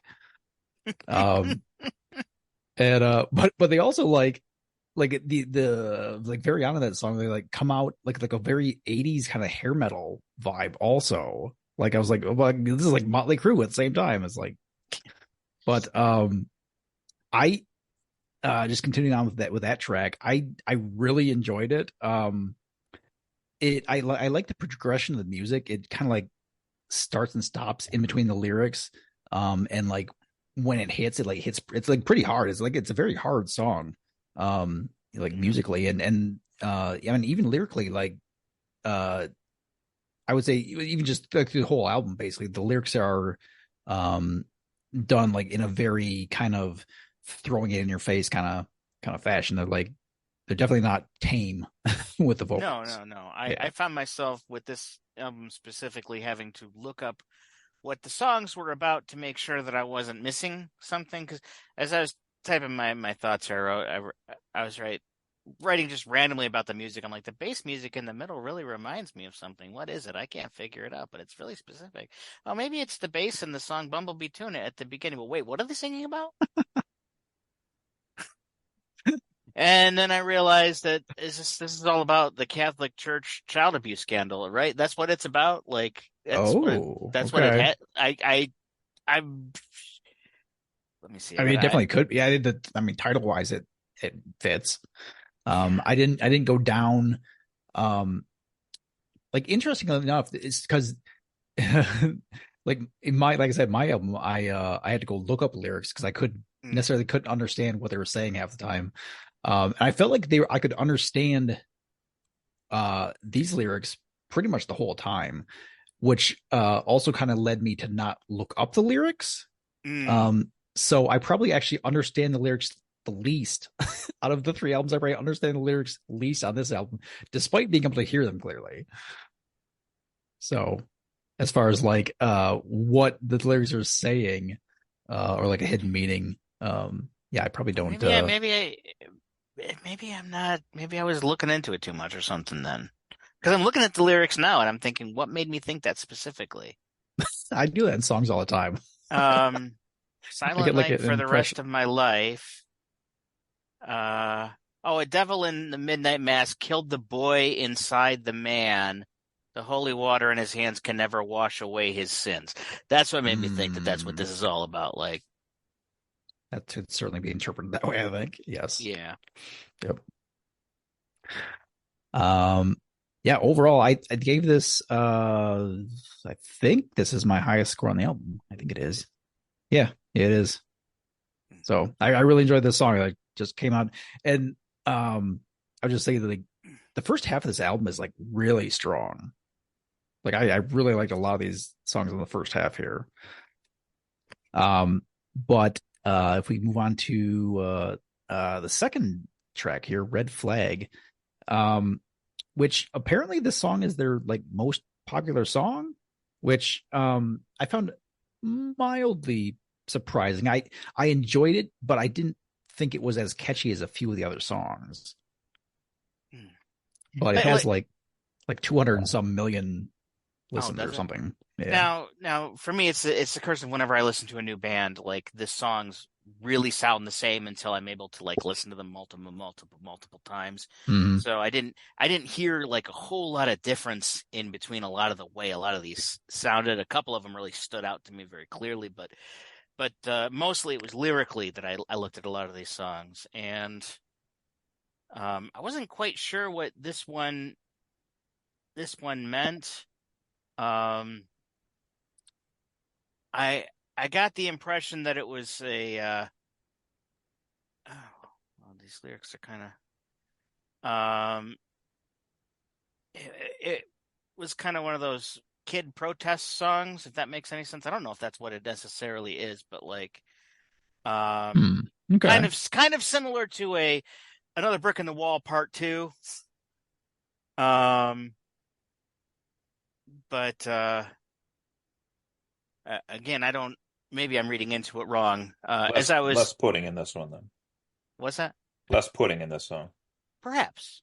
There is less pudding. There is less pudding, but like they clearly didn't eat their meat. I think I got off on a tangent as I was listening to this because I work with a guy who is just like really like hi ho students' rights, and I'm all for that. I get that. That makes sense, but I'm not oppressing you if I'm just asking you to sit in your seat. Like, that's not oppression. I know this is probably not has anything to do with that, but I'm listening to this. It sounds like we don't fucking need you to tell us what to do, man. That's kind of the feeling I got from this. Yeah, I would agree with that as well. And yep. I like that mindset, but there's times you just got to just deal with the way things are and just do what you're supposed to. So, yeah, no. But I did like the sound of it. I don't know if I like the sound of it as much as the first one, though. Fair enough. Let's see. Track 3, I also really enjoyed this one. It's titled The Suffering. And like right out of the gate, I felt it was like really catchy. I felt like the vocals were really nice throughout. This one I had as a tie for my highest rated song on the album, actually. This one I wrote nice opening. I thought it had a really nice opening. I'd have to go back and listen to it to see exactly what I meant. But it kind of opens as more of a like straight kind of like, I'll say the comparison isn't coming to me right now, but it's more of like a straight kind of 90s rock kind of sound to it. Yeah. I got the impression that it was just about a dysfunctional relationship, which is standard 90s. 90s.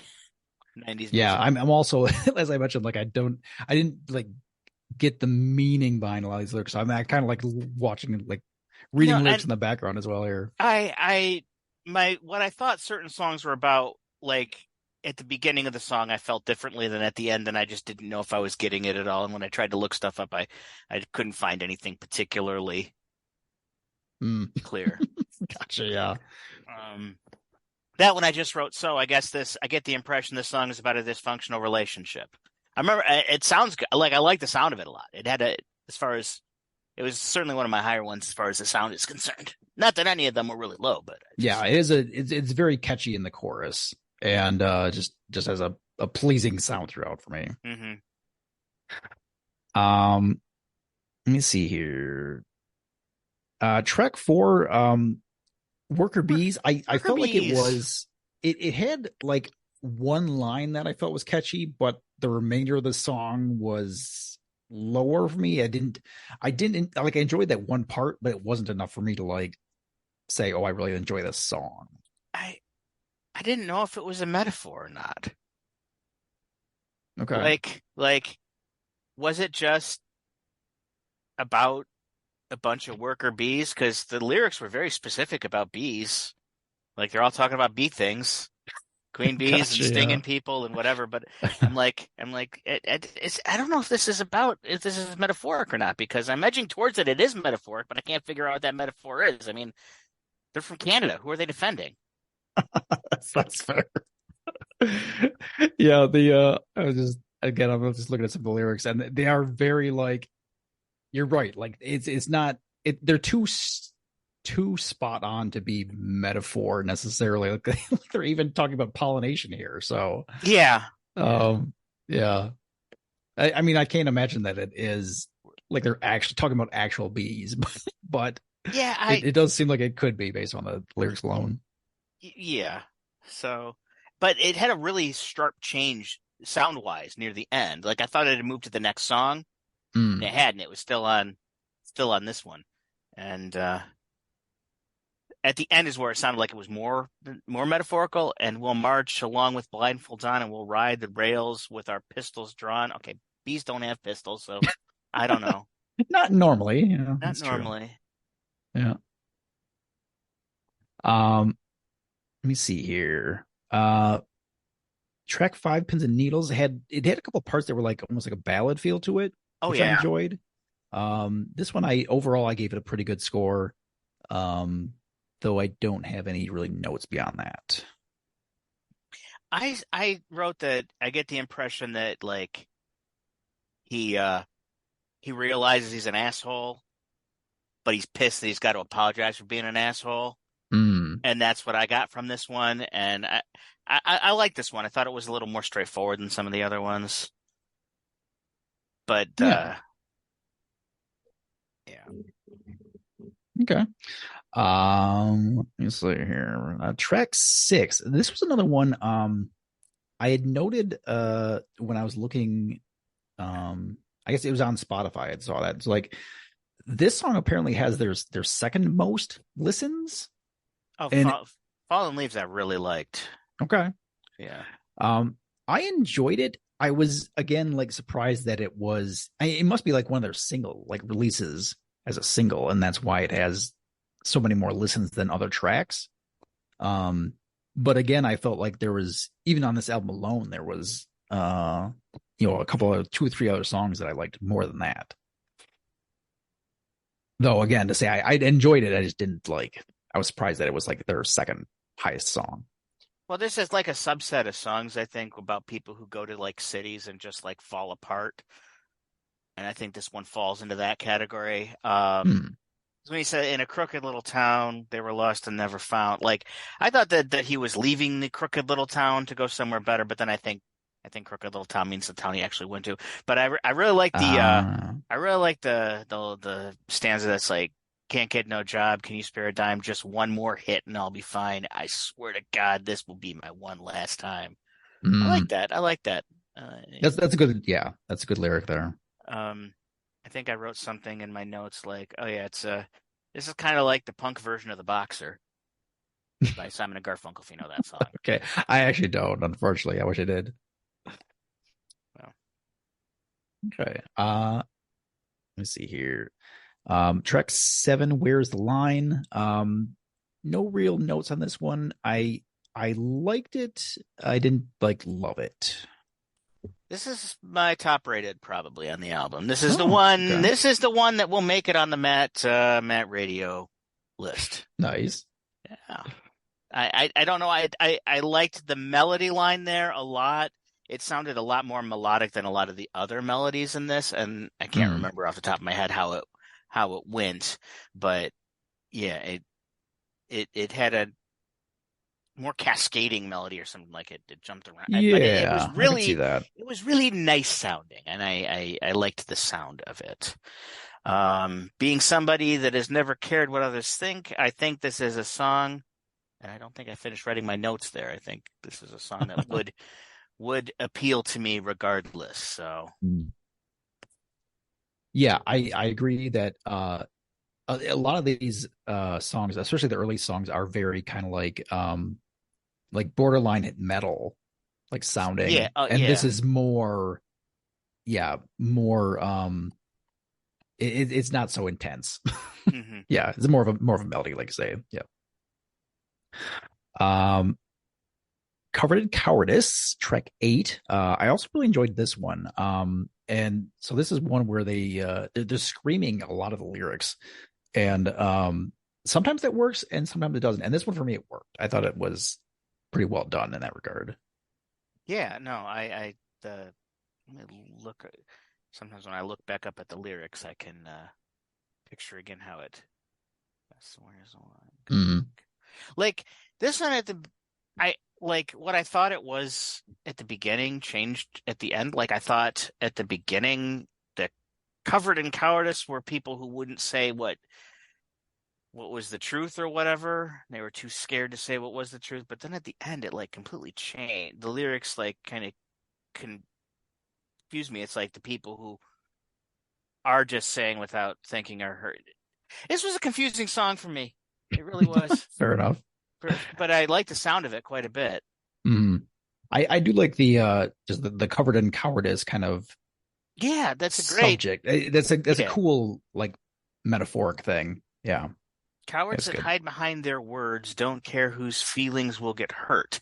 See, that sounds like someone just saying whatever the fuck they think because they think they should just say what's on their mind. But at the beginning, it's like totally loose lips sing sips, but honesty's forever. Again, I thought it changed what it was about halfway through. Hmm.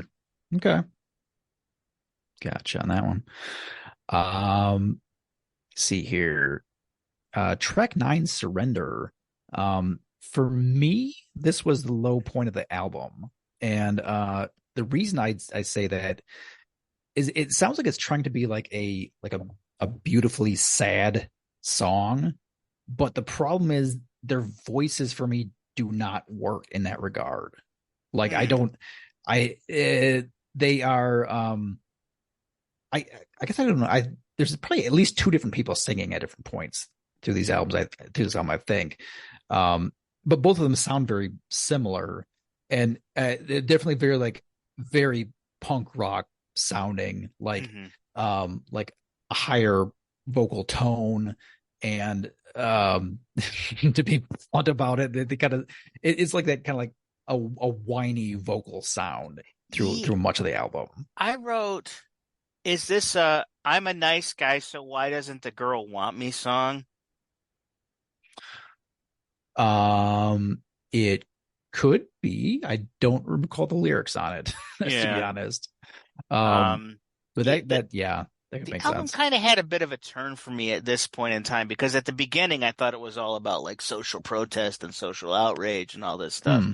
And then starting with this, it was more just like, why don't they like me? It's a bit more emo. Yeah. A little bit.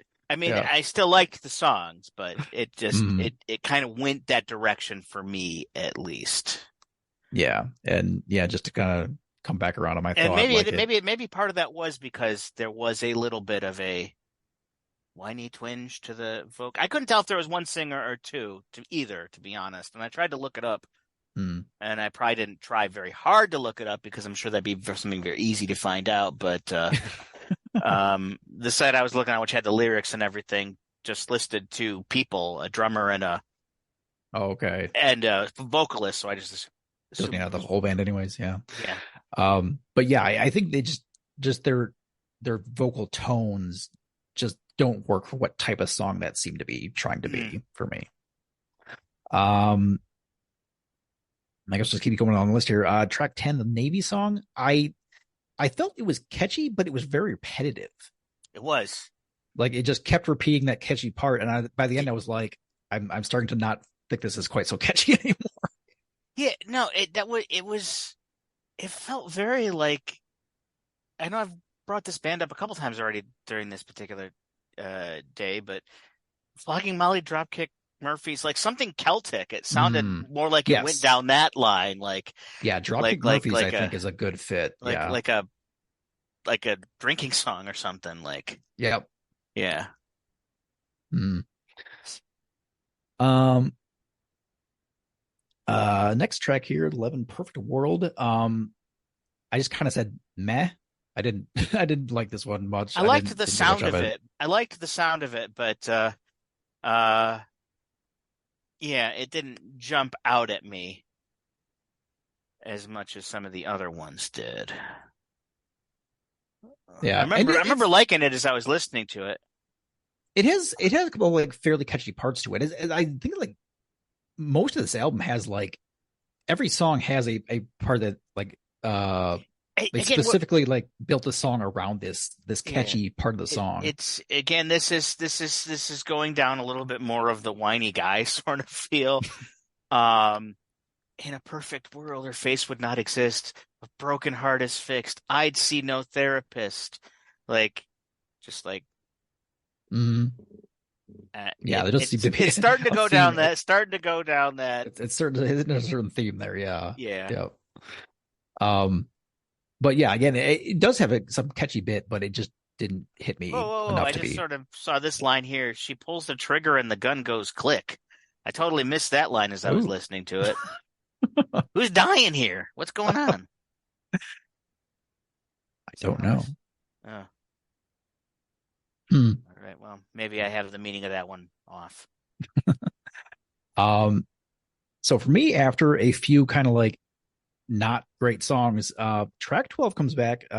Track titled Sympathy, That's a good one. was my, I guess it was like fourth high score wise, but I enjoyed it quite a bit.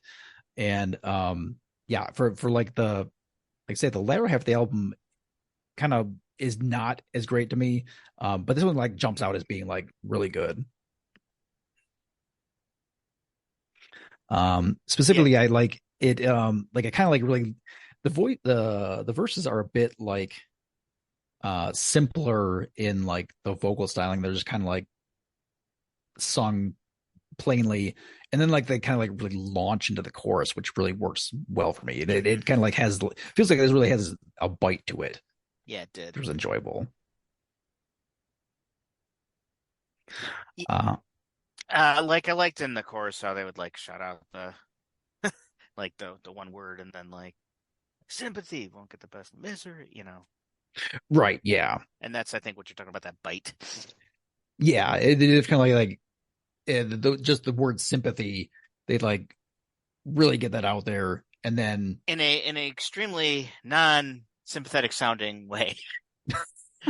You think sympathy, you think warm, calm, and this is a little bit harder, I that's think. true. It's like more of a like an angry song. Yeah. Yeah, so that's interesting. Um, track 13 here, Burn the Evidence. I didn't have notes on this one. I kind of liked it, but not enough to give it a thought, I guess. Yeah, I certainly with this particular album I had more stronger thoughts in the beginning, I think. And my notes got a little bit more lackluster near the end, I will say. I Mm, remember this last one I was just I I enjoyed it. I just didn't write a whole lot about it. yeah. So, Okay. Um, and the last track on the album is just a demo of the first track, which I ooh, I didn't have that. Burn the evidence was the last one I I had. was going to chime in here oh just while I okay. was looking in the background. Is that like Apparently, I'm a seeing at least three different cuts of this album, which I didn't know existed. So I just ended with interesting. on my end, I ended with Burn the Evidence. That's the last one I had. Fair enough. Yeah. Like I didn't rate it. I just have it listed here because it was on the track list on Spotify. Um and just I thought it was interesting that like I guess I'm not familiar with bands putting a demo of a song from that album onto the album. You know, Mhm. like a lot of times you'll have like a demo of a song from like a previous album. I'm like more familiar with that happening, and to have like a and the demo didn't sound any different to me really either, which was also interesting. But yeah. So I guess just general thoughts for me on the album.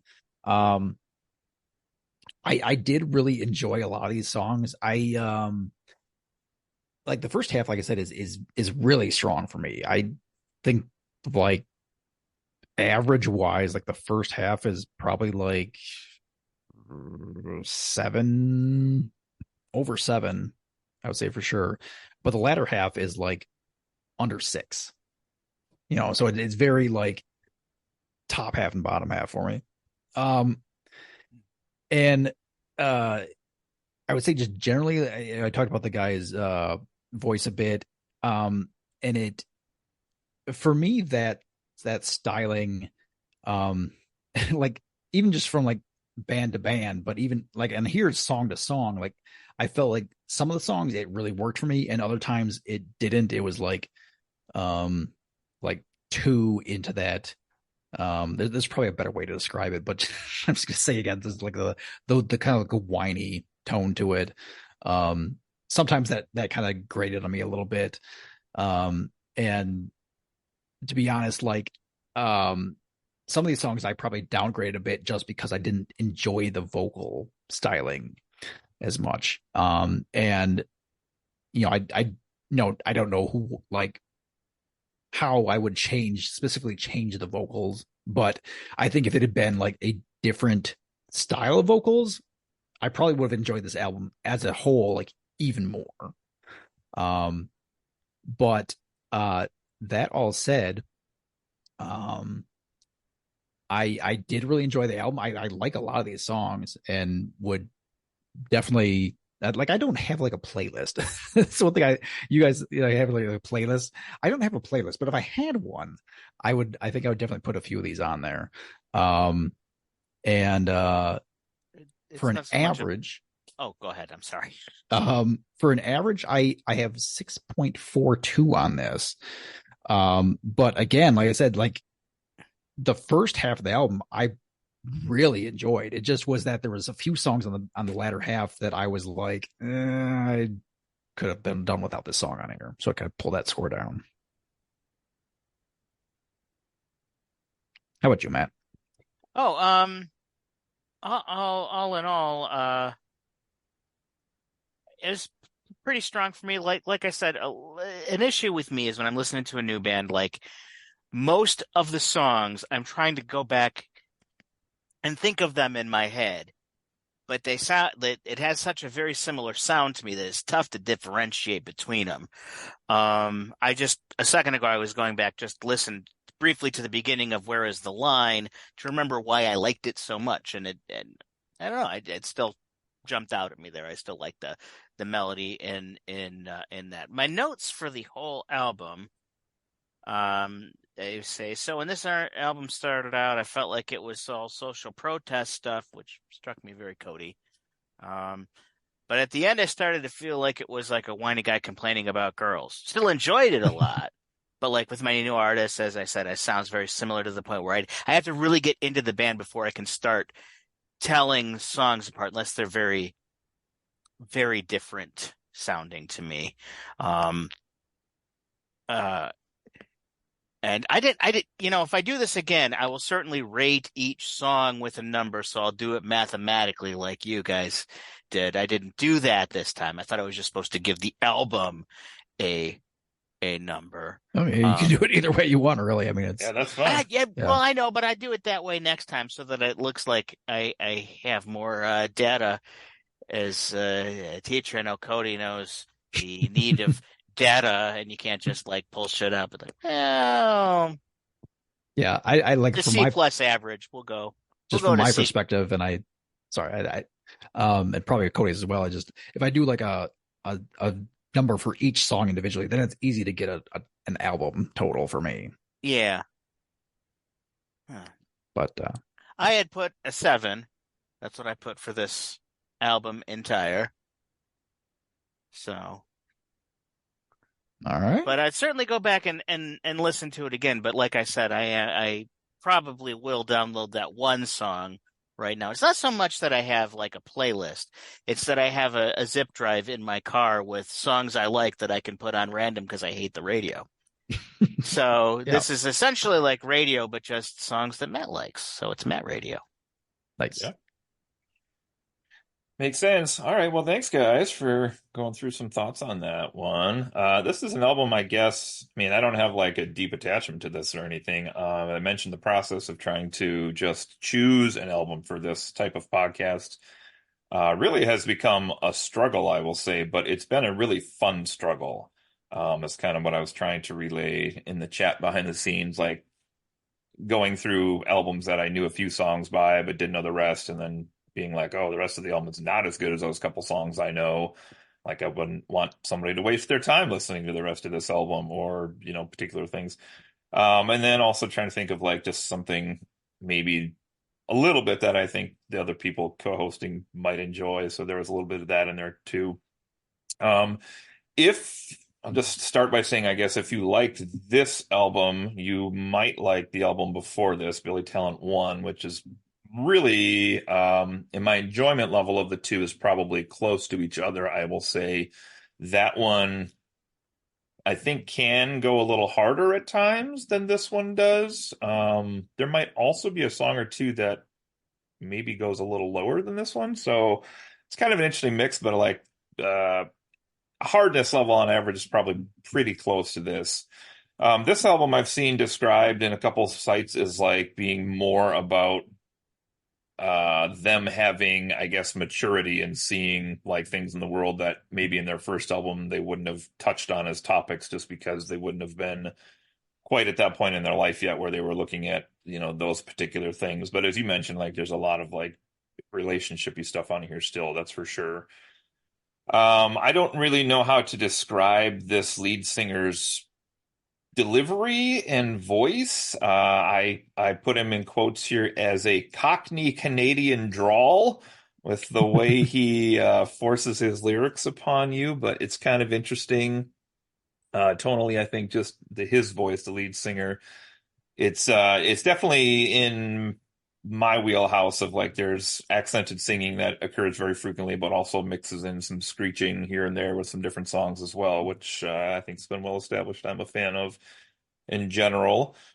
In terms of songs themselves, I won't go too deep down the well here, but yeah, I think you were on the right track there, Matt, with that first track, Devil in the Midnight Mass, is really got some wonderful lines in there. Not wonderful as in they're uplifting, but just the Silent Night for the rest of my life. I thought that was really a interesting twist on just like Silent Night as a theme for churches, I guess I would say.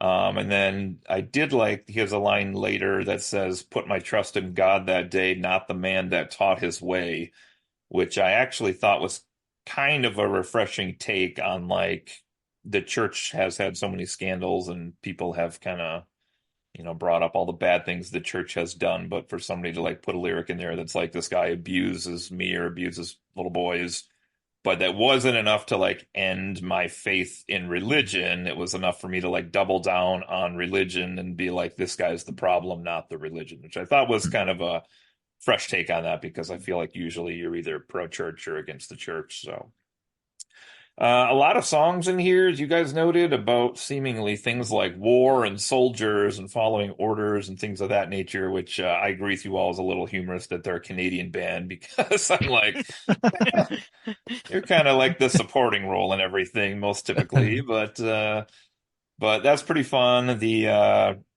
Worker Bees song, I liked that just as like speaking out against like following orders from leaders very blindly. I was just checking on whatever site this is here. I have pulled up on genius.com on the lyrics, and they claim that this was about the U.S. soldiers going to the Middle East to attack to preserve the oil fields, essentially. That's kind of I don't know if I need to go that far, but just this idea of like, if you're not the top of the food chain, like questioning those orders that come from the people above you on the food chain, I think is a fun theme to look at. For me, the best two songs, for me that I enjoyed, my favorites were probably near the middle is Pins and Needles and Fallen Leaves back to back. Those are probably my two favorite songs off of this. I just feel like the Pins and Needles one's got a great sound to it with the kind of like chorus being sung one way and then the lines a different way. One thing I really noticed on this album too is I feel like most bands will follow a pattern in terms of they'll do, maybe like the verses they'll sing quicker, but then they'll like slow it down for the chorus, and that's kind of like their pattern they'll follow. And one thing I really noted on this was there were a few songs where they kind of flip that back and forth, and this is one where like the verse is really kind of slow and drawn out, and then the chorus is like said a little bit quicker. So like they play around with the tempo a little bit on these songs. I liked the line, "Never understood how she could mean so little to so many. Why does she mean everything to me?" I think that's really just a universally appealing line to so many people of like why this one person's your everything, but nobody else would look twice on the street at that person as they walk by. Fallen Leaves I really enjoyed. I think that's a lot of like bad choices in youth and how it goes away and forgotten paths that we could have had, and it's just a time of the year. I mean, as everybody's graduating high school, and I'm thinking I didn't connect this when I picked the album, but like I'm thinking now, like I send all these kids off, and I'm like, good luck, you're gonna do great things, and then like some of them will, and some of them will find other paths that they go down, and then they'll look back at that day and be like, oh man, where did I go on the wrong path here? What happened? So, other ones on here, just a couple. The Where Does the Line song, I do like that one quite a bit. I'm glad you like that one, Matt. Covered in Cowardice, I thought was an interesting one because when I saw the title for this, and I've heard the song before, but I was really looking at lyrics a little bit more this time through for the pod. I kind of assumed by the title that this was going to be about some narrator who was like scared to do things because they were afraid of everything.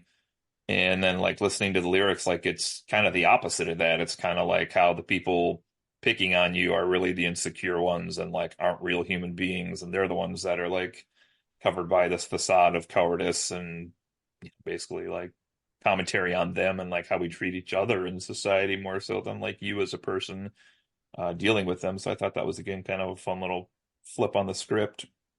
And then last one I'll really mention here is just the surrender one. I kind of liked that one. I wrote friend zone all in capital letters as I was reading through there. Fun lyrics again, just really the way the music and the instrumental and the lyrics all kind of come together, kind of really all reinforce the like yearning and pain of the like person who is in love with this person, but either isn't acting on it because of fear or because they know it won't be reciprocated or whatever the case is. But it just felt like everything in that song really was pushing together that same idea, which was good.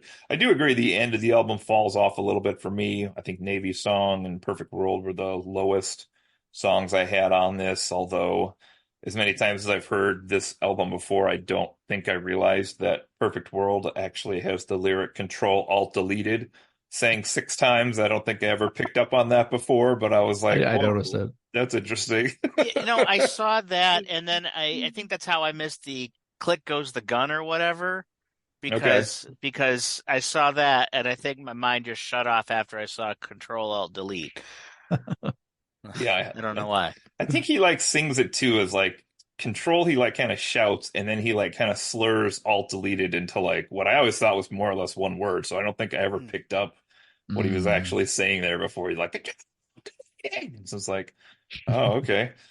Yeah, and a couple at the end I think were good songs, but maybe not real memorable. So I definitely agree the front half is probably a little bit stronger. I was trying to figure out too your question, Brett, that you surprised me when you said Red Flag was their most listened to song, because I was like, I don't even know what song that is until I re-listened to this album. It's not one of the 5 or 6 I would know. And all I can come up with here is apparently that song's demo, but before the album came out, was on video games. Maybe it was on Burnout Revenge, Burnout Legends, SSX on Tour, NHL 06, and an Atlantic Records compilation. But Devil in a Midnight Mass was the first true single, and then Red Flag came back out again as a second single. So that's all I got for that. I don't know how or why. Yeah, so people could have been searching for that from a different source. It could have been, yeah. I don't know beyond that, but it's just it's a fun album. I think I chose just because it's a solid album for me all the way through. Like it's not one I would skip songs on or anything. Like I said, it's not really a deep meaning to it or connection to my life, unlike last time. But I think it's just a good album overall. So, what'd you pick last time? I did Linkin Park One More Light last time. Okay. Um, this one I averaged out again and I came out with 7.34 overall for my average. And I do think Brett's right, Matt. It's just easier to be like, well, here's, proving to myself like this is why my number on this album is what it is, because that's what the math comes out to. But I don't think it has to be that way either. So don't feel like you're Well, I'll do that next time. pressured into doing that because I mean there are plenty the catch 22 with reviewing the stuff on the podcast like we've been doing, is I could take like Metallica's Black Album, which I could be like, this is a 9.5 album for me. And then if I break it down like track by track and do the math, it's going to come out to like 7.2. And I'm like, oh shit, really? Like, Right. Yep. so there is a give take to it, I think. It just depends if you're looking at it like on the whole or as the sum of its parts, I guess, if that makes any sense. But that's that. That's BT2. So thanks. And I have a number on that. Overall, our scores come out to 6.92, just edging out Windrose with a 6.89. Wow. I mean, those are all extremely close, though. They were, yeah, 6.65 to 6.92 were our overall scores. Three tenths of a point is our difference between first and last. That's pretty wild, yeah. Yeah, so that's good. That means we're all about the same spot here for this one. Then. I did enjoy all three of these albums, and I found that the more I listened to each of them, the more I liked each of them as well. So, like they all were growing on me the more I listened. The Spider. That's my takeaway from today. The Spider. Can we get a They Might Be Giants cover of Wintersaga? That's what I'm questioning. They do some weird covers. I've heard them cover Smells Like Teen Spirit. They did a Destiny's Child cover at the concert. Oh my goodness. Whoa, really? Yeah. What song? Bills. And frankly, I've heard them play that song a lot of times. Okay. And I didn't realize that it wasn't one of their songs that they had written because it sort of sounds like it when they play it. Well, so. They could probably make anything sound like them, yeah. Yeah. All right. Well, let's leave today. I will put Matt on the spot since we don't get him on here too often. So yeah, Matt, I'm gonna you ready for this? Okay, if you're going to be the producer for Windrose and you're asking them to do a new theme album on a different topic other than Tolkien's Middle Earth, what is the theme album going to be on? The Fremen in Dune. This is a surprisingly fast answer. The Fremen in Dune? Yeah. Get that desert sort of beat going on. The desert? Okay. The chanting beat will work for them. Yes. Okay. See that? Okay. I can see that, I guess. Yeah, okay. But now here's your twist I have to give you. So if they're doing a thematic album on the Fremen from Dune, but they have to introduce one new instrument that was not used on the album Wintersaga, what new instrument are they putting into those songs, and what would it sound like?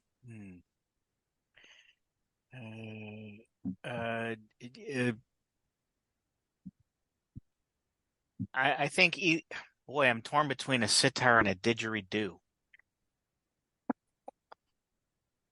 I think the sitar sounds more deserty. Or deserty. Yeah. Yeah. Like how would that sound out of curiosity? Yeah. It has kind of like a really twangy sort of sound, but doesn't sound like twang. Yeah. Okay. That's pretty solid.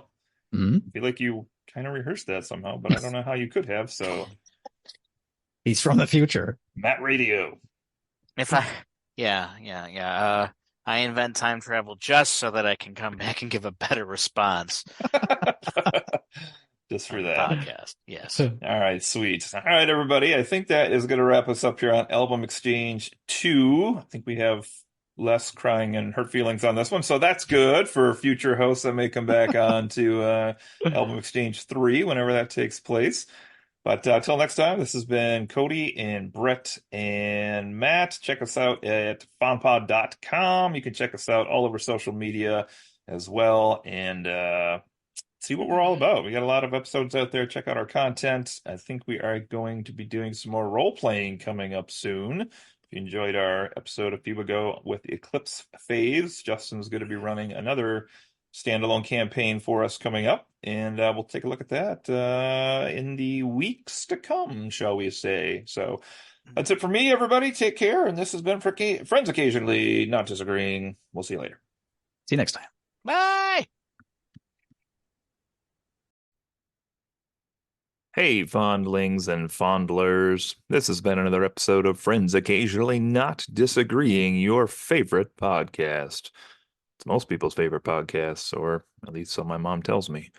You can check us out all over the place online at our homepage, www.fondpod.com or fondpodcast.com. You can also check us out across your social media sites, including Facebook, Instagram, TikTok, X, YouTube, and anywhere else you get your streamed podcast. Thanks so much.